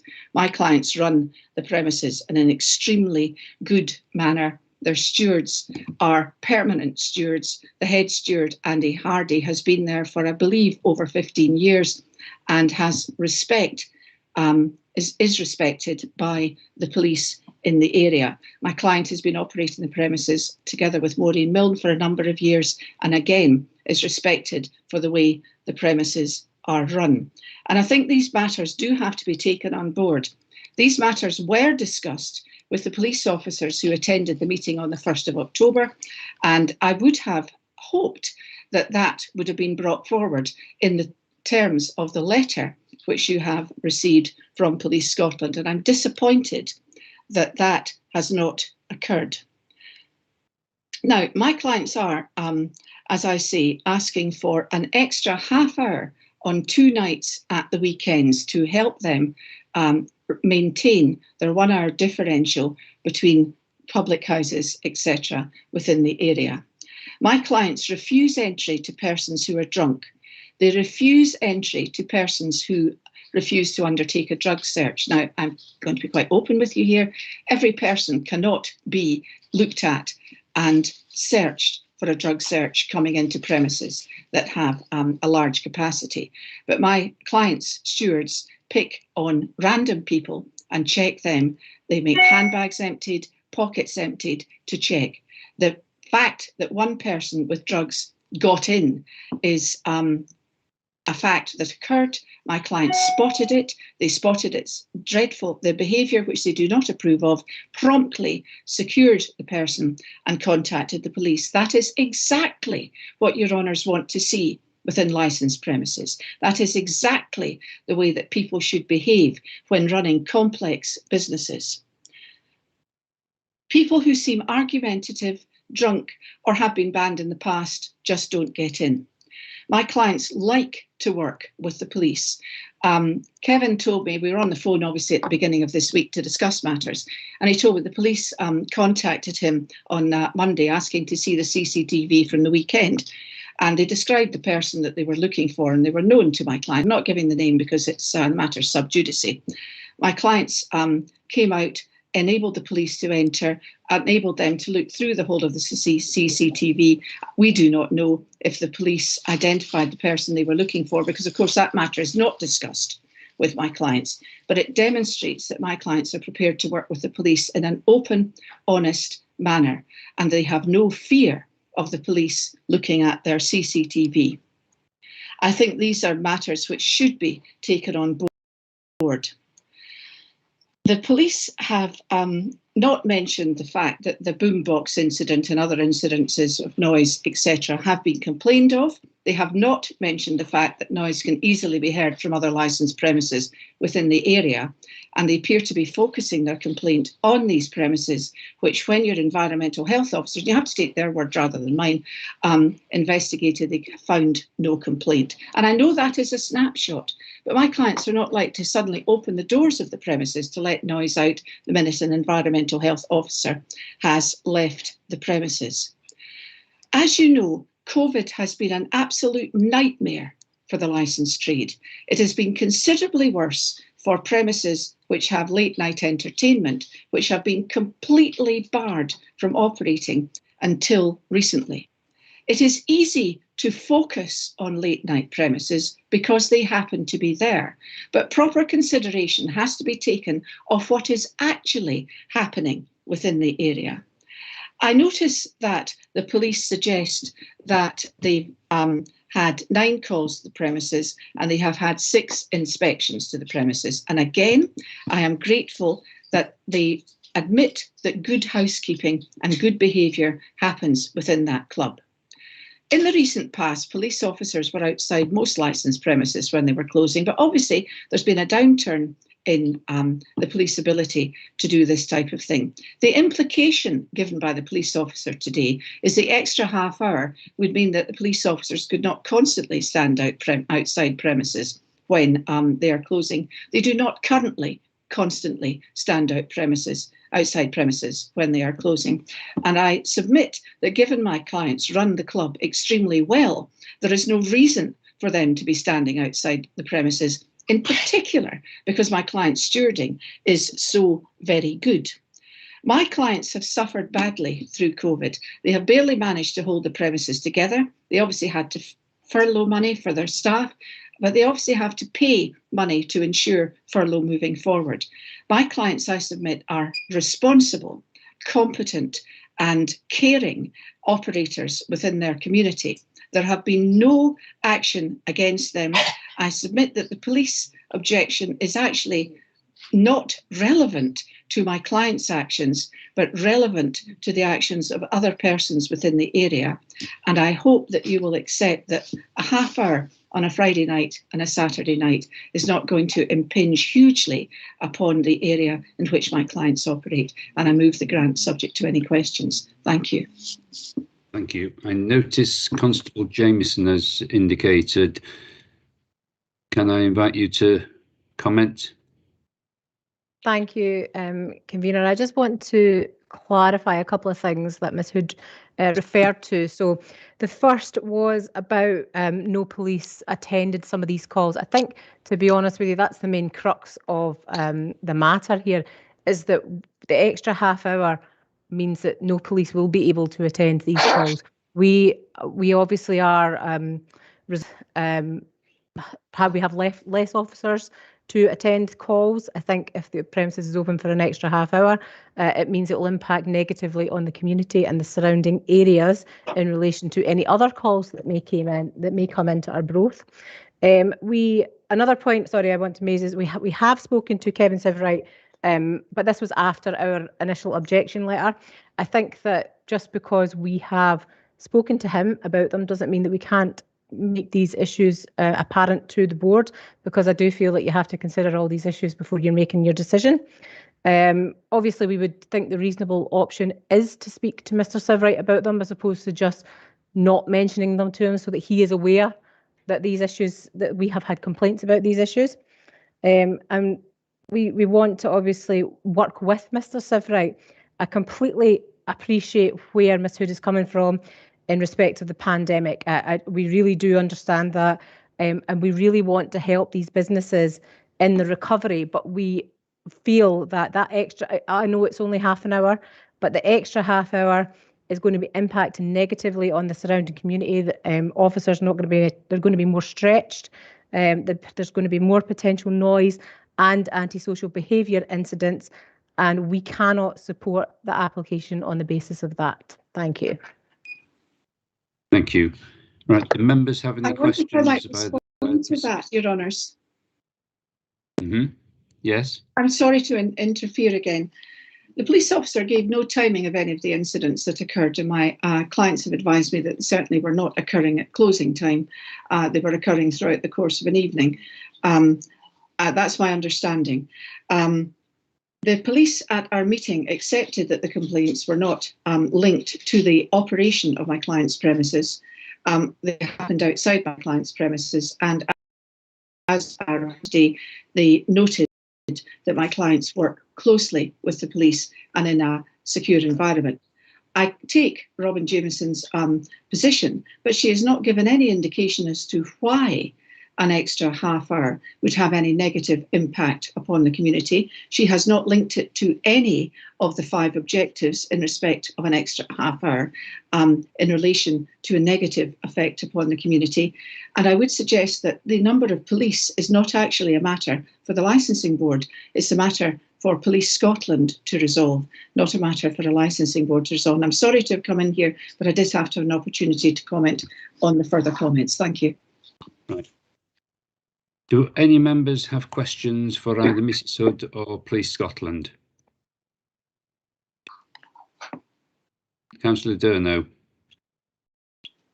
I just want to ask Police Scotland, do they know if there is enough taxis available at 3 o'clock in the morning, especially on the Sunday morning into the Monday?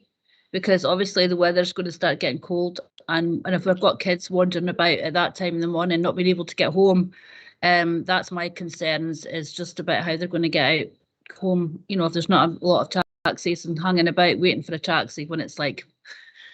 So that's what I'd like to know from the police. Is there a lot of taxis at that time in the morning available?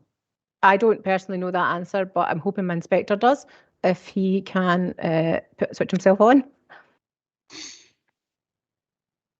Thank you, Vice Convener. Thank you, Robin. Just to give you a bit of context, I was an operational response sergeant in Arbroath up until February this year when I transferred back to Dundee. So I know the area well, I know the premises well also, and some of the staff members. In relation to the question surrounding taxis, I would say they would struggle. I think they already struggle to provide sufficient taxis for the patrons exiting at 2:30 on a Friday and a Saturday evening into Sunday morning. Yeah. Again, that's only based on my professional opinion. Could I come in on this one, please? It's just to point out that the premises are immediately adjacent to a taxi office, and Yeah, the would be willing the premises managers would be willing to have the DJ make it clear that taxis can be ordered from those premises to take people home, should that be something that your honours might require. My clients say that most persons attending the premises do tend to walk home, but taxis obviously can be reasonably easily made available to take people from there to their homes, should that be required. Right, thank you. Councillor Fairweather.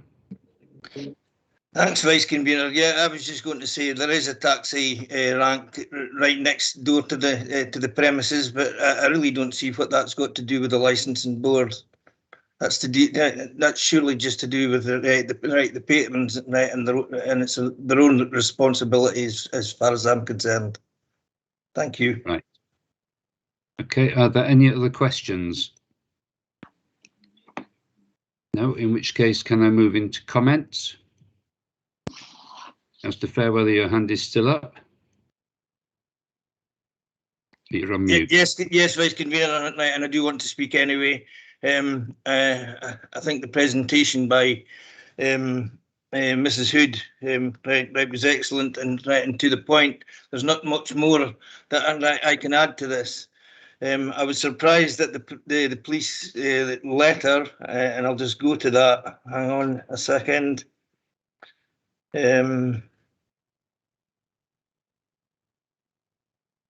Where it says.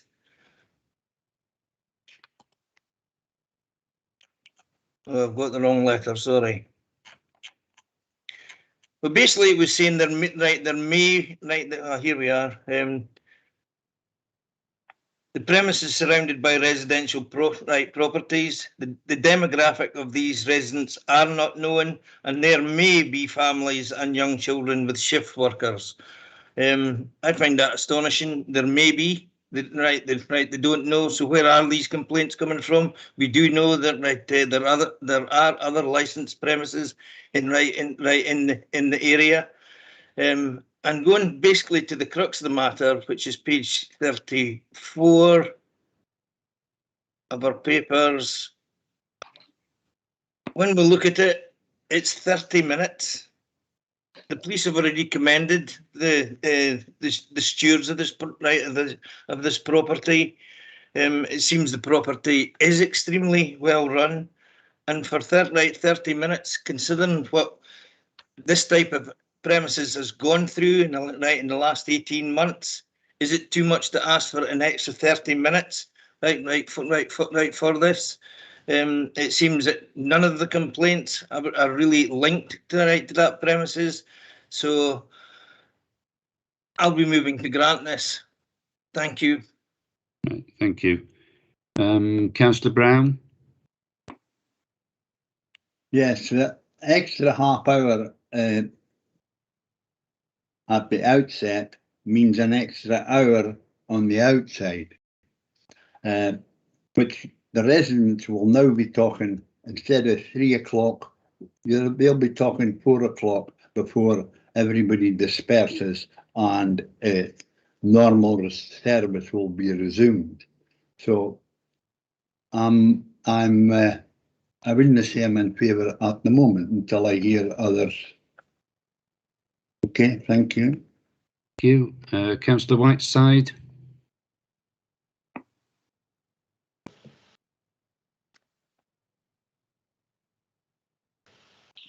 Thanks, Vice Convener. Yeah, my point is the same as Councillor Brown's. We're already out with board policy. We've seen problems with consistency in other decisions we've made in the past. We're going to have to take a consistent approach here. If we allow one club to open an hour later than board policy, we're going to face the same situation with every nightclub. So I don't see a compelling argument to increase the closing time at the moment. Right. Councillor King.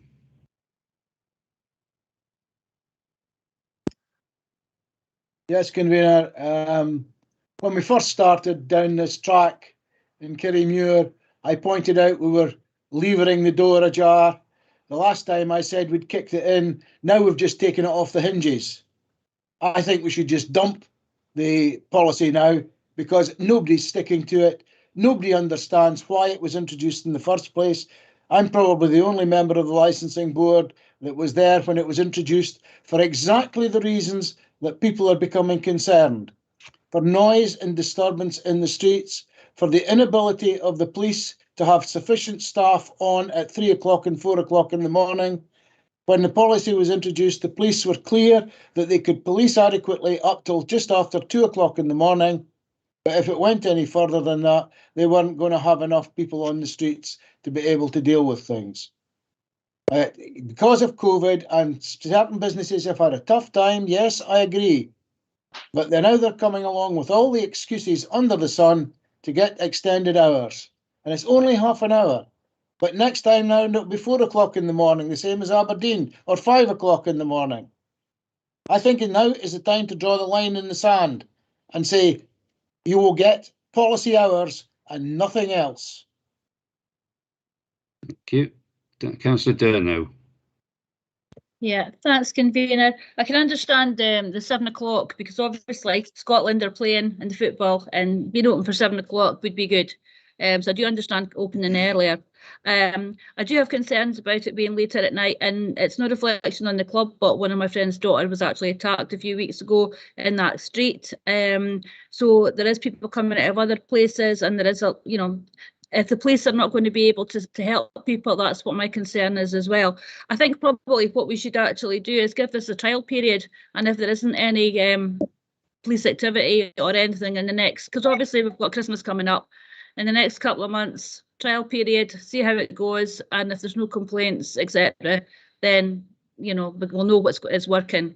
Because obviously I do want to support the local businesses, but we do have to keep our patrons safe regarding getting home at night and cold nights and, you know, fighting outside, etc. We need to look after them as well. But I think if the trial period was put in and until January, say, after the new year, see how it goes, and then we can take it from there. Convener, can I point out that under the provisions for Christmas and New Year and that these premises can apply for an additional extra hour? They have the right to apply for an extra hour on top of their normal hours. So if we give them till 3 o'clock, they can apply for a licence that will be open till 4. And I'm not quite sure that we can do trial periods. We have to either grant or not, if I understand it correctly. Is that correct, Mr. Thompson?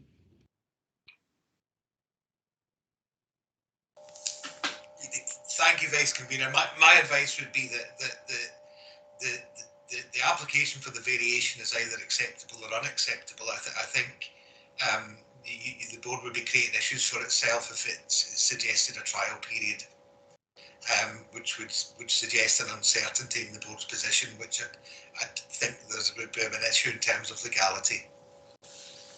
Thank you. I note that Inspector Ahmad has his hand up. Thank you, Vice Convener. Just to put a little bit of perspective in relation to some of the comments from Ms Hood. Yeah, I understand that it's only 30 minutes extension. In the grand scheme of things, it's not a lot of time. However, if you compare that to our staffing levels, we've got shifts on Friday evening and Saturday, late shift and night shift. That's our peak demand times. So we have 2 shifts. We've got a late shift from 1700 hours to 0300 hours, and then night shift start at 2100 hours to 0700 hours. So we've got a lot of staff on, and we manage the 2 o'clock, 2:30 finishes. However, if this is granted, then we will lose 50% of our staffing come the time of 3 o'clock in the morning. That has a knock-on effect. If our officers are in the city centre, outside licensed premises, I agree with Mrs Hood, the fact that, yeah, policing of Arbroath is a policing obligation and it's our responsibility. However, if our officers are outside these premises to prevent offences, crimes, people getting assaulted, etc., we will struggle to respond to calls from other members of the community out with the city centre of Arbroath. So I appreciate it is 30 minutes, however, it does have a knock-on effect. Right, thank you. Thompson. Thank you, Vice Convener. Just for a point of clarification, that the board's statement of licensing policy in respect of seasonal variations provides in essence that no extension will be granted on Christmas Eve, Christmas Day, Hogmanay and New Year's Day if it results in the premises being open beyond 2 AM. Thank you. Yes, and with all due respect to the police, I think it's up to the Chief Constable to ensure that we have policing matters dealt with by the police rather than by this board. Right, I have Councillor Fairweather who moved. I think if the agent has the opportunity to sum up before we move to any motions or amendments. Thank you. Mrs. Hood, do you wish to sum up? Thank you very much, Convener. Yes, please. The police have not actually evidenced any issues with regard to the premises closing. They have not actually evidenced any issues with regard to noise. They have not actually evidenced any issues that customers of my clients are the people who are causing the issues on the street. The matter of police staffing, etc., is not a matter for licensing boards, and this has been established elsewhere and in case law. I haven't got it in front of me because I hadn't actually thought that this was something that was going to be put forward so heavily, but it is not a matter for licensing boards. You are constrained to deal within the terms of the Licensing Scotland Act 2005. The police have commended the stewards. I just took the opportunity to telephone my clients to ask, were they aware of any issues with trouble with people leaving the premises? And my client has advised me that customers tend to be able to go home and be away from the area within 10 or 15 minutes of the club closing. My clients are prepared to put in extra measures to contact the taxi company to ensure that taxis are available to take people away who may live further than they would normally walk. My clients openly admit that the majority of their patrons come from within our Arbroath and tend to walk home, and the stewards are tasked with ensuring that people leave the front of the premises and move away from the premises as the premises close. The police have not been in attendance at closing time regularly in the past while. They do not require to be in attendance at closing time, no matter what they're saying. Otherwise, they would be there now. It is not an issue at the moment that the club is causing any disturbance within their area. The police have kindly advised they think the stewarding is of a high level. They have advised that the club is well run. This is an extra half hour. My clients have advised me, because they just sent me a text which I looked at, that they have no intention of applying for any hour to 4 in the morning. They would be perfectly content with ceasing at 3. And I obviously have to put that to you just now, that an extra half hour on a Friday and Saturday night is not going to cause the issues suggested by the police, as there are no current issues with people leaving the premises at half an hour earlier. And I move the grant. Thank you very much for permitting me to make this presentation. Thank you. Right, members. Councillor Fairweather has moved that we grant. Is there a seconder for that? I'll second it. Are there any other motions? Councillor King?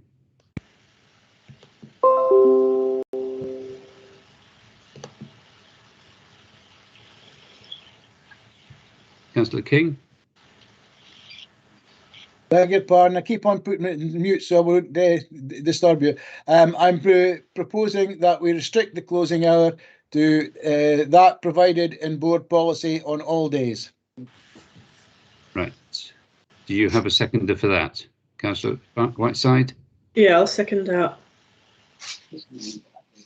Sorry, Councillor King, just want to draw your attention that the hours actually for DeVito's on a Friday and Saturday night at the moment are 2:30 AM.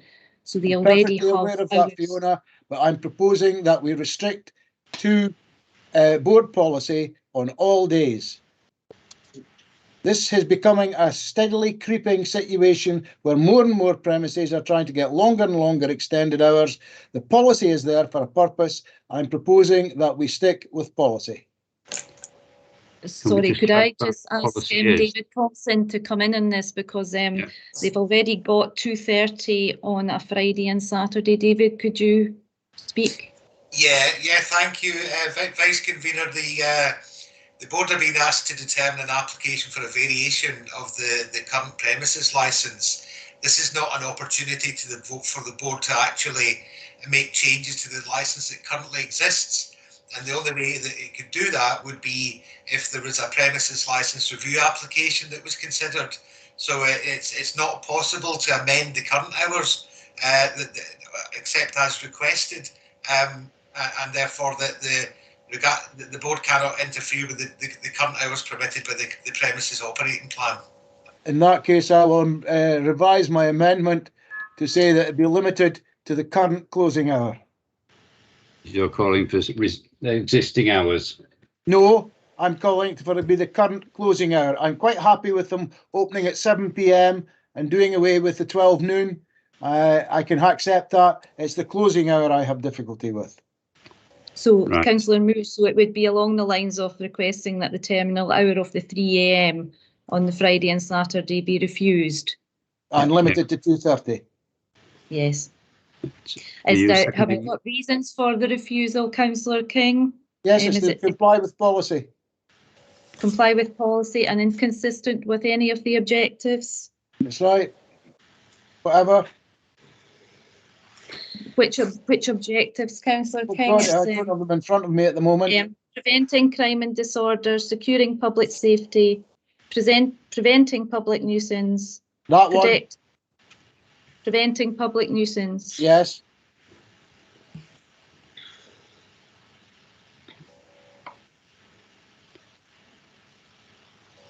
Has Councillor King got a seconder for his amendment? Yes, I'll second that. Right. Are there any other amendments? No. Can't do that, convener. You can only take one amendment at a time. No, I was just wanting to see if it was going to go any further. Right, Can we go to the vote then? Yeah, sorry. Just so that we're clear, because there's quite a number of parts to this application. So the part that we're only considering just now is the core times.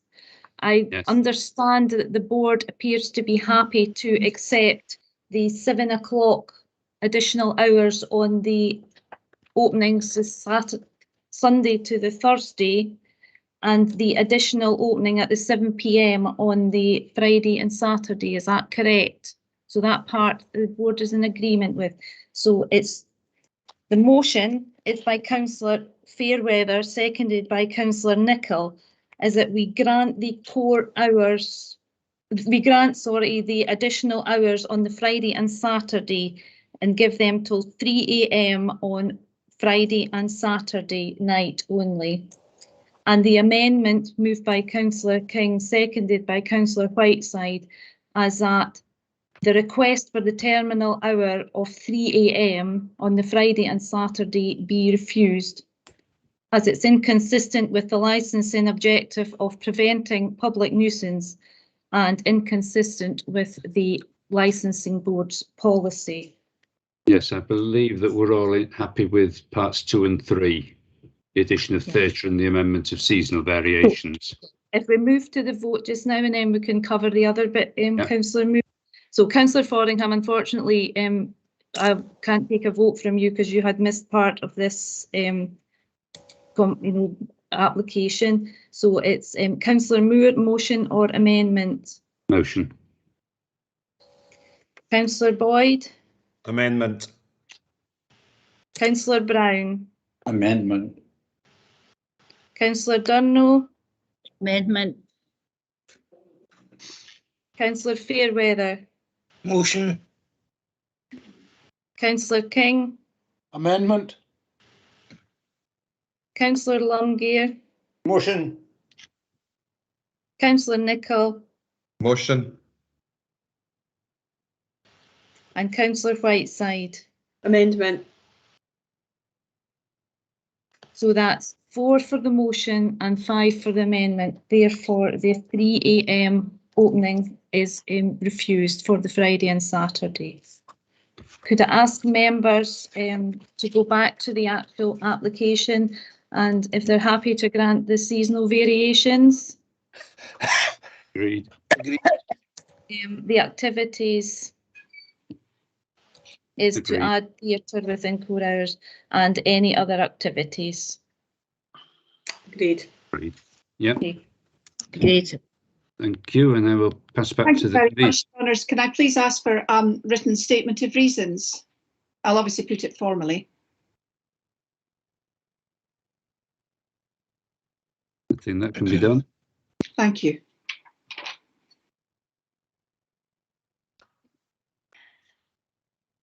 Okay, thank you, Councillor Moore. Mr. Thompson, your hand's up before we go any further.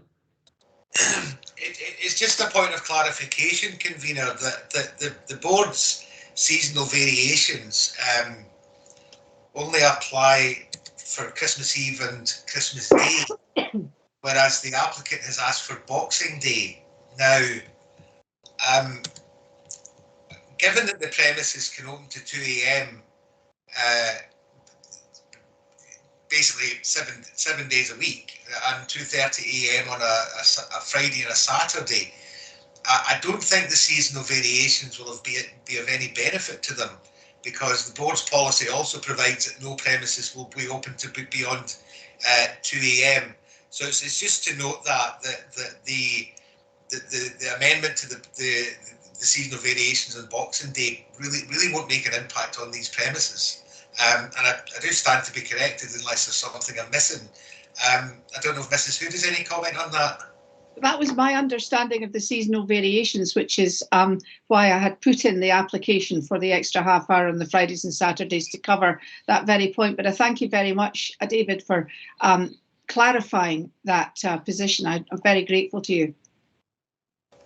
Thank you, Vice Convener. Okay, thank you. Sorry, Okay, Convener. that's all right, that's okay. Okay, 4F is DeVito's nightclub in Montrose. Mrs. Hood, thank you. Thank you very much. I'm just going to change my my screen for this one, if I may, please. It's not a problem.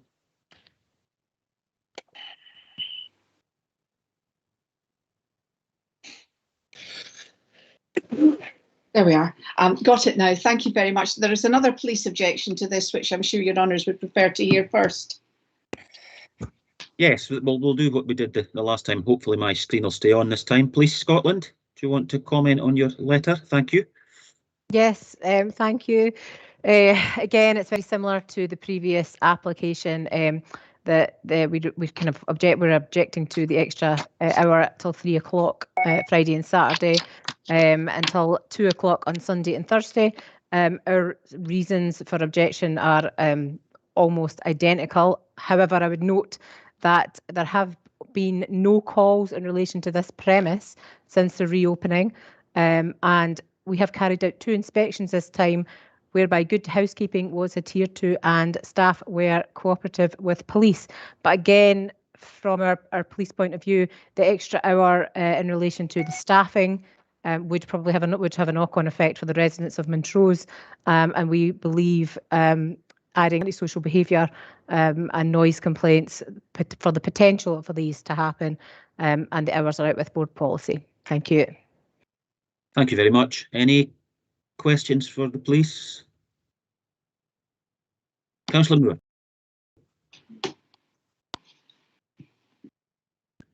Thank you, convener. Yeah, the police say that the demographic of the area isn't known, but I'm looking at a map and it looks like DeVito's is straight across from the police station. And there's Quick Fit to one side, and there's Spicy Mode takeaway delivery to the other side, and there's RS Auto Spa Limited behind. So are the police not aware of what's in their proximity? Okay, Police Scott Robin. Yeah, Thank you. sorry. Again, I'm not aware of Montrose at all, so I had to speak to my colleague there. We don't know who. I think there's nearby streets. We don't know obviously who lives there in terms of demographic. That's what we mean by that. We don't know if it's families, shift workers. We don't know who resides there, so we can't comment on those. Thank you. Okay, any other questions? Okay, Mrs. Hood, thank you very much. Thank you very much, Convener, Your Honours. Thank you very much to the police for pointing out there have been no complaints or objections or any other issue with regard to these premises at all. There were complaints in the past because I dealt with them with 2 owners ago when noise was escaping from the premises, and these matters were resolved by that client, and there have been no issues with regard to noise escape from the premises since then. The premises are run by the same organisation. They are stewarded by a dedicated stewarding team, and they are properly run in terms of their management of the premises and their liaison with the police. As was pointed out, the police station is immediately opposite, and the premises are surrounded by other commercial buildings. There is the Queen's Hotel just up the road, which offers various forms of entertainment, including weddings, and then just opposite there are premises which have an entertainment licence and which I think offer entertainment within the premises and are in some manner or other. Maureen Milne is still with my client because, as I said earlier, she is somebody who works closely with my client across his business suite. On this one, we are asking if we can have an extra hour on the premises. My clients would be satisfied if you're not happy with the extra hour for an extra half hour, but I feel that we might as well go ahead with what's before you and pull it back if that is something that would meet with your approval. My clients are also acting for seasonal variations to apply on Boxing Day, or at least Boxing Day to be permitted to act, but I note what David Thompson has said. The reason for these things being in is, for all I know, you might change your seasonal variation requirements in terms of you'll be looking at a new policy next year, and I want to make sure that I am future-proofed for my clients against any potential changes that might come in terms of seasonal variations. The police in this case have actually said nothing at all. There's nothing in their letter. They refer to 2 of the 5 objectives, but they give you no reason for applying them to anything to do with the running of the premises.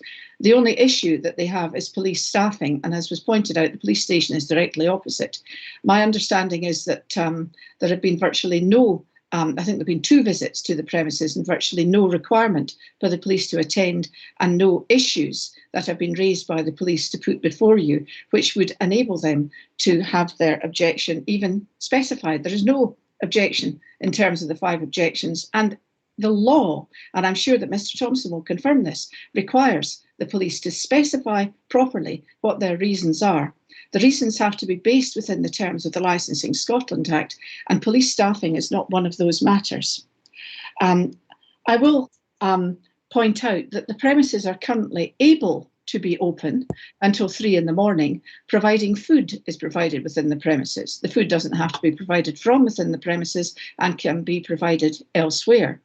This, I never understood why this application was made or granted. It wasn't done by me, it was done by previous licensees on the premises. But in actual fact, the closing time, if one would like to point out that the closing time is what the police appear to have objections to, is currently 3 o'clock. Patrons could remain within the premises. They could be finishing off their beers until 2:15, which is the current closing hours, but they could be remaining within the premises to talk, to chat to one another, to eat a sausage roll or whatever people eat at that time of night, and they could be leaving at 3 o'clock in the morning anyway. There have been absolutely no issues whatsoever with these premises in terms of people leaving at 2 when the dancing, the drinking ends, or 2:15 rather, or leaving at 3 o'clock in the morning when their opportunity to chat, have a snack of some sort or other, have a soft drink or a coffee. There's no issues, and the police have said there are no issues. And so I'm actually completely baffled as to why this has been made. There is an increased potential of 6 hours per week, which is, I realise, quite a lot, but my clients would like to be able to be able to operate on every day of the week. In actual fact, they probably won't, but they do want to have the facility for doing this. They do want to have the facility for doing this if it proves to be something which is popular. There is no reason to hold businesses back within Montrose or anywhere else, because it is imperative that people who employ regular staff, regular stewards, in terms of full and part-time staff at present, there are 15 staff. This would obviously be increased probably by more part-time staff, because of course the nature of the business is part-time, should these extra hours be granted. Quiet background music does tend to be played later at night, because apart from anything else, it isn't background necessarily. Quiet dance music would be played later at night, because that does tend to cool everybody's shoots. It means everybody's feeling mellow and smooth and enables people to leave. There are no complaints from any neighbours. There were 2 licensees ago complaints, but that was changed. My client has owned and operated these premises just before COVID and since reopening, and have had no issues whatsoever with their running. COVID has closed these premises. They have earned virtually no money for the last nearly 2 years. They have furloughed their staff. They have been obliged to pay the furlough contributions that they have had to do. They have taken a major hit. The premises have been refurbished. When I went into them, the last operator of the premises was also a client of mine.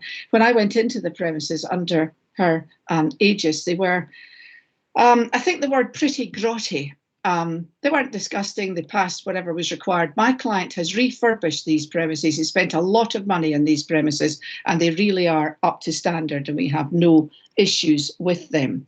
The police have suggested that you should consider the objectives of securing public safety and prevention public nuisance. There have been no breaches of public safety. There has been no breaches of public nuisance. Nothing has happened there to cause the police any alarm on their own admission. There is no specification as to why these should be considered by Your Honours today, although of course you are entitled to consider any of the objections when you're looking at things. My clients are not finding managing the later hours, which go on till 3 o'clock, are causing them a problem at present. And this demonstrates that there should be no issues in front of you at the moment. I am aware that this does not fall within Your Honours policy, and I'm sure that Councillor King will say as the current hours for the sale of alcohol are 2 o'clock, that remains. And if that is the case, then we will expect to maintain the 3 o'clock closing time, which is a different matter entirely, because that has not been suggested or hit at by any person. We are looking to enable these businesses to compete with other businesses in other areas of Scotland. 3 o'clock is a reasonable time nowadays for nightclubs. People tend to go out. I don't know why I wouldn't do it later, and I wouldn't have really probably done it when I was much younger. But I think these are things that you have to take on board. There are no negative comments from any person, LSO or Environmental Services. I would like to say, because I demand this of my clients, because I like to ensure that they are operating correctly. My clients keep incident records, they keep good staffing records, they keep note of what happens on the street. All of these are available to licensing standards officers, and all of these are available to the police. And in my inspection of these, there are minor incidents: turned away drunk at the door, that sort of thing, turned away person who refused to be checked for drugs, etc. That's what you would expect. They turn away people who look as if they're argumentative, and if they just don't feel they're okay, they turn them away, because that's important. I am hoping that you will consider this application on its merits. There are no objections to it. There are no reasons to apply negatively the 5 objectives, and I move the grant till 3 o'clock. However, if you're not with me on 3 o'clock, I move the grant to 2:30, which would be consistent with their other premises. And I thank you for putting up with me again.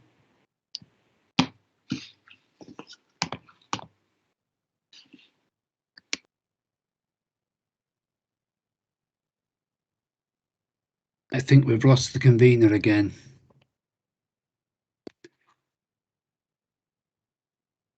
Mrs. Anderson, can you see Councillor Fotheringham?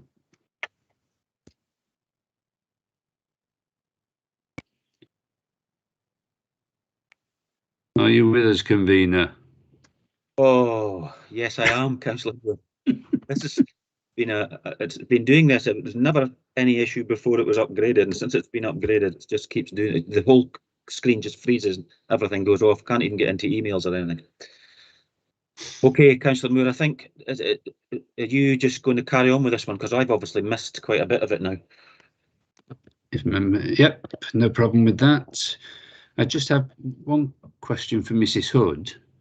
You say there's no concern from any council department, but I noticed that our LSO comments that the annual fee has not, for the premises, has not been paid.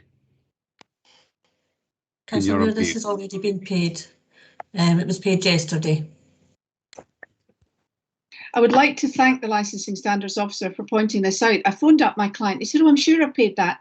Now, as you will remember, premises were just in the middle of COVID at last annual fee time, and these payments were missed. My client apologises for this, and he asked me to do that to the board. It wasn't intentional. The minute I drew it to his attention, he paid both this one and the one for DeVito's in Arbroath.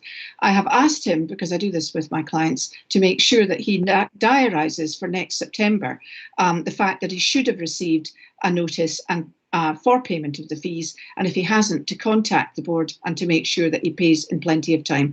And I do offer my apologies, but that really has little to do with this application which is before you today. It was a slip up which has been addressed, and thank you very much for bringing that to our attention. Thank you. Are there any questions from members to Mrs. Hood? Councillor King. Yes, I'm just wanting clarification. I'm looking at page 40 of the papers. Item 4, amend activities out with core hours. There is a proposal to remove the existing activities and supplement it with a new lot of A, B and C. The provisions for the sale of food at the end of nightclub service to patrons only on Friday and Saturdays until 3 AM is being withdrawn, and quiet background music not exceeding 85 decibels between the hours and 2 AM and 3 AM are being withdrawn.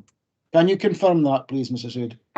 My clients do not exceed 85 decibels at that time of night. Mrs. Hood, I don't want an explanation. I want you to confirm that these two items, B and C, and the current activities are being withdrawn. They are withdrawn subject to the application. That's fine, thank you. Granted. Thank you very much, Councillor King. Obviously, if the application isn't granted, then the status quo ante rotate remains. Right. Any other questions? Let's take my hand down. No. In which case, comments? Councillor Fairweather. Thanks, Vice Convener. Thank you, right, Mrs. Hood, for your presentation. I think it said it right. It said it all. There's been no issues with this license, and I'm not going to go into the spiel I did the last time. I'm simply going to move to grant. Thank you. Do you have a seconder for that? Not at present. Okay, Councillor Durnell. Councillor Nicholl, thank you. Councillor Durnell. Yeah, we didn't let the cinema stay open till 3 in the morning for the premieres. We didn't let the other public house, I'm sorry, I can't remember what the name of it was, but we didn't let it stay open till 3 in the morning. I think we'll have to be consistent and shows so that all the pubs are the same and all the people are going out and about at the same time and try to keep everybody happy. I think that's the case. We can't see one over another sort of thing. Right. Except this is a nightclub, not a pub.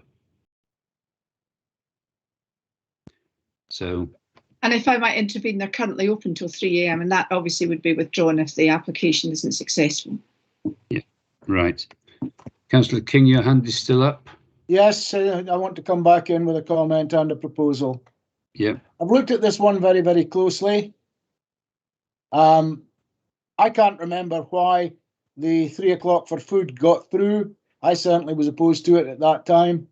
But anyway, Mrs. Hood has indicated that she would like Friday and Saturday till 3 a.m, but she's offered to accept 2:30, which would be the same as Arbroath. I can't see why they really need the place open from 12 noon until 2 a.m. or 2:30, and concerns that the Arbroath premises are only open from 1700. My clients Mrs. are Hood happy proposing that she accepts the same hours as Arbroath from 1700 to 2 a.m. Sunday to Thursday, and 1700 to 2:30 a.m. on Friday and Saturday. May I confirm with my clients, please? Certainly. I'm prepared to go along with the same hours as Arbroath.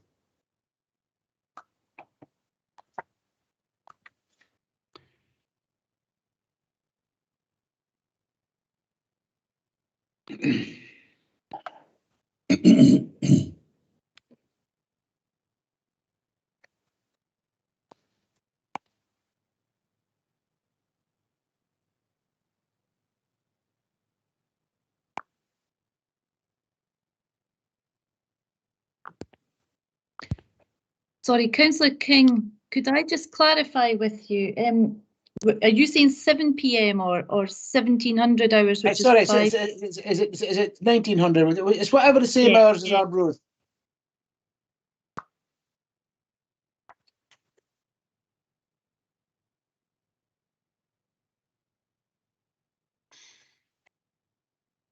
Right. Yeah. Mrs. Hood, do you?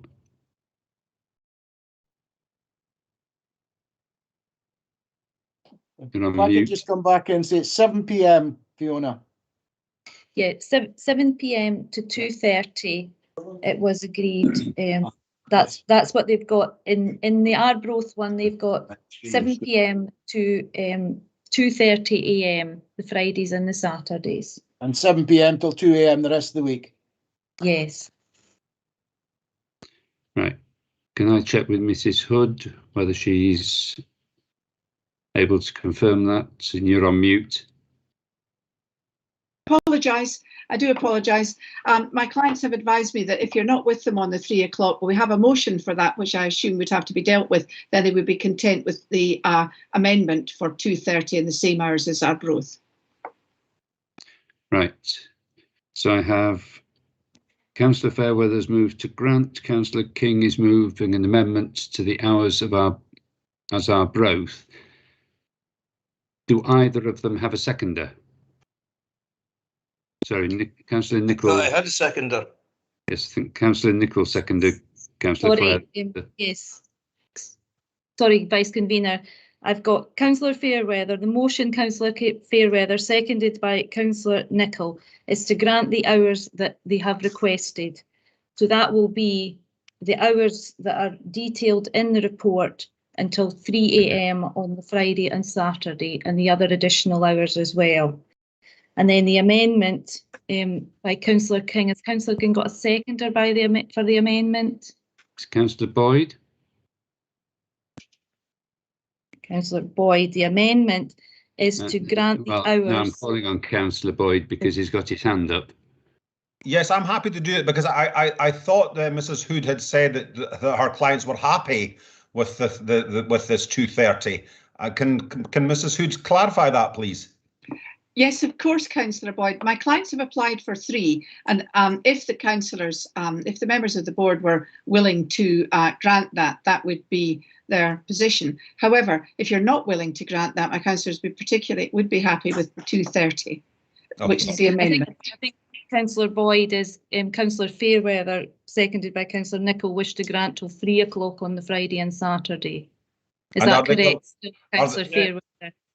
And though Janet Hood has said that her clients are happy, are they happy to withdraw that then? We'd prefer to go to the vote on the amendment. Okay, right, I understand now. So, Councillor Boyd, I do apologise. No, that is, I understand, and therefore, with that in mind, I love having the democracy we have here. So I will therefore, in turn, vote. I will second the amendment. Thank you. you. So sorry, the vote has we're actually commenced to vote, so there's no more discussion now. So is everyone clear? The motion moved by Councillor Ferrer, second by Councillor Nicholl, is to grant till 3 AM the Friday and Saturday with the other additional hours that's also requested.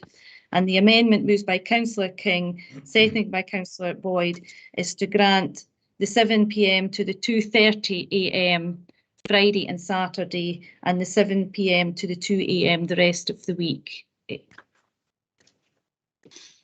So, right. Again, Councillor Fotheringham, we unable to take part. Councillor Moore, motion or amendment? Amendment. Councillor Boyd. Amendment. Councillor Brown. Amendment. Councillor Durno. Amendment. Councillor Fairweather. Motion. Councillor King. Amendment. Councillor Lumgear.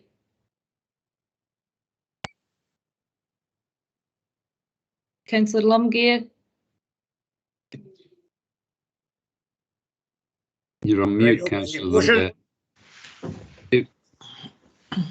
Sorry, Councillor Lumgear, I didn't quite get that. Was it motion or amendment, Councillor Lumgear? Motion. Councillor Nicholl. Motion. And Councillor Whiteside. Amendment, and apologies, my camera's off because I'm having signal issues as well. Okay, so that's 3 for the motion and 6 for the amendment. So therefore the hours is being granted until 7 PM to 2:30, the Sunday to the Thursday, and Friday and Saturday 7 PM to 2 AM. 7 PM to 2:30 AM. Right. And 7 PM, 2 AM for the Sunday to Thursday. Sorry, could we go back, Vice Convener, to the other part of the Yep, we've application? got the seasonal variation to our Boxing Day to the existing. Are members content with that? Yep. Activity to add theatre within core hours, add televised sport out with core hours, and remove conferences and adult entertainment. We are dropping the televised sport out with core hours. Thank you. Thank you. And then item 4, to amend out activities out with core hours, removing A, B, C and D and replacing them with A, B and C. Agreed. Members can... Sorry, Councillor King? Just said agreed. I thought you were going to ask for agreement. Yeah, that's it. So if members are agreeable with that, are we agreed to grant in accordance with the variations that we've done? Agreed. Agreed. Thank you. And I shall pass back to the convener. Thank you very much, Vice Convener, Your Honours. Clients are very grateful.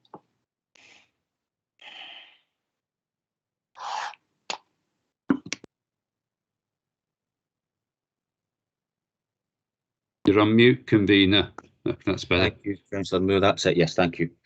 Members, the final item on agenda item number 4 is 4G, the Old Mason's Arms in Forfar. I think, Mrs. Hood, while you were on the phone to your clients earlier, we were made aware that you're looking to have this deferred because you've just been appointed, and I think that's what the board members decided. But do you still wish it to be deferred, Mrs. Hood? You're on mute. I think Thompson wants to speak, convener. Okay, Mr. Thompson, thank you. Thank you, convener. It's just going back to the last item. One of the activities is televised sport out with core hours. In much the same way as the previous application for Strathmore Rug Big Club, can I suggest that if the televised event is to take place between midnight and 7 o'clock in the morning, that 7 days notice is provided to the clerk and Police Scotland? My client has withdrawn that David, I do apologise. I didn't make that clear. This was in a discussion which we just had, and I knew when it came up I could point out that my client has withdrawn the request to have televised sport within the premises out with core hours. Thank you, Convener. I'm grateful to Mrs Hood for clarifying that. Okay, thank you very much.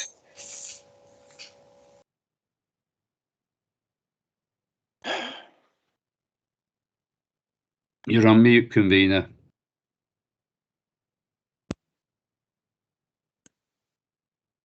Sorry, I don't know what's wrong with this today. It's going on and off. Yes, Mrs Hood, sorry, apologies. We discussed when you were on the phone to your client earlier on. Mrs Anderson made us aware that you would probably want the Old Mason's Arms deferred. Is that still the case? Yes, please. I do apologise for this. My client's about to go to Australia to visit his daughters for an extended holiday, and he suddenly phoned me at 10 to 6 last night asking if I would take the application on. I had to say to him I would have to ask for an adjournment because it was impossible for me to prepare, as you would expect me to prepare, for today. And if you would be kind enough to grant an adjournment, I would be terribly grateful. And I'm sorry to be such a nuisance. No, not at all. I think we actually agreed that, but we wanted to hear from yourself. You're on the phone to your client. I think Convener, I think the LS. I just say, oh, sorry, Fiona. Yeah, no, I was just attention. I think you want to talk about the time limit, Nikki. Yes, okay. Yes, thank you, Fiona. I've just checked. I've checked the application, Councillor Fotheringham. It was received on the 13th of July. So, as you know, we have 119 days to determine. So that would be the 8th of December. But I'm not sure. David Thompson will have to keep me right on this. Does that mean that we can defer in that time, or does it have to be heard within that time? Okay, Mr Thompson, thank you.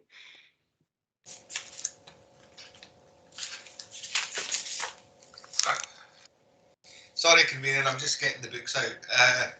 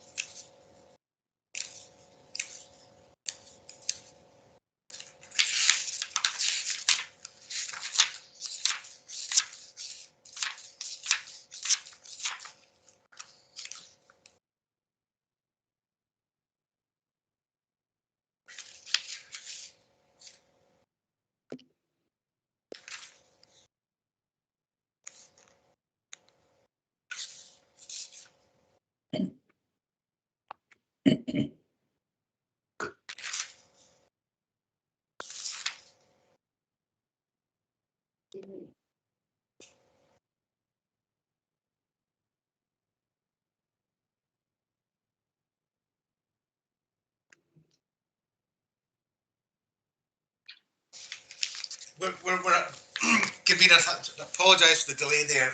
We're legally, the board's legally obliged to hold a hearing within 119 days. And my view is that we've not held a hearing yet, and if this request is granted, then we still wouldn't have held a hearing. So my view would that this matter would have to be determined before the 8th of December. May I interject here? Yes, of course, Mrs Hood. I do agree with what Mr Thompson has said in terms of holding a hearing, but I don't agree. The fact that the hearing is, if you call the matter, then the hearing has started. This is my view, and I believe I can find case law, which I would be able to send to you on the rules of meetings.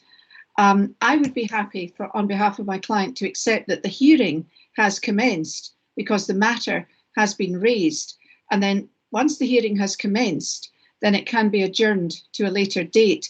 Had it said determination, then I would have been 100% behind Mr Thompson. But my client is happy to accept that a hearing has actually occurred because it has been raised at a hearing, and to request that you adjourn the hearing, not the whole application.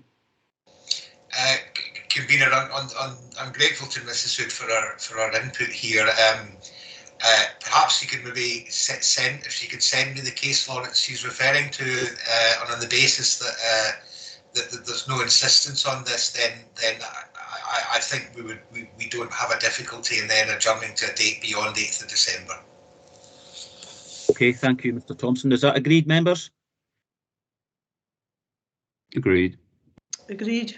Agreed. Councillor King. Thank you. Councillor King, you're on mute. It's okay, yes, I keep on muting myself and forgetting to take it off. That's all Apologies to you. Perhaps if Mrs Food could formally request, as she has done verbally, that the matter be referred to the next meeting of the board, that would satisfy all the legal situations. Thank you very much for that, Councillor King. I understand my client has already done that himself. And I'm glad to see that Ms Carletto has received. I don't know if anybody else received it. I'm sorry, I really haven't looked into the matter at all, apart from saying that I would ask for an adjournment, and I will happily dig out the case law, which I don't have to hand, and I will send what I do have to Mr Thompson. Thank you very much, Mrs Hood. Mr Thompson, your hand's up. Thank you. Apologies, convener. It's just to confirm that this matter will not be considered until the meeting of the board on in January. Okay, that's fine. Thank you. Thank you very much, both. Okay, members. Agenda item number 5 has been withdrawn, I'm advised. So we'll move to agenda item number 6, which is the financial report. Any questions on the financial report or comments? No. Okay then, do we agree to note? Agreed. Agreed. Thank you. Agenda item number 7, occasional licences granted under delegated authority. Do we agree to note these? Agreed. Agreed. Number 8, premises licences, minor variations under delegated approval. Do we agree to note these? Agreed. Number 9, personal licences under delegated approval. Do we agree to note these? Agreed. Agreed. Number 10, extended hours under delegated approvals. Do we agree to note these? Agreed. 11, confirmation of provisional premises under delegated approvals. Do we agree to note these? Agreed. Number 12, licences surrendered under delegated approvals. Do we agree to note these? Agreed. And the final item is agenda item. I'm going to change my screen now. Number 13, applications for occasional licences. And I think Mrs Hood, you're going to speak on this one. I'm just going to change my screen. Thank you very much, convener. It's just the Cliffburn Hotel. Bizarrely, the former premises licence holder surrendered the licence. My client has applied for a series of occasionals. He has also made application for a full licence. The application has been paid for. We have the responses from your Honours Council, and it will move forward in the normal manner. In this way, I believe it meets your Honours policy, and I would ask you to continue the occasional extensions, otherwise the business will just sink without trace. Okay, thank you. Thank you, Mrs Hood. Any questions for Mrs Hood? Any comments? No. Okay, I'm going to move that we grant the application then. Is that agreed? Agreed. Thank you very much. And that is the business. Thank you very much. Of the licensing board. Members, do you wish a short recess? Ron, could you just stop the stream just now?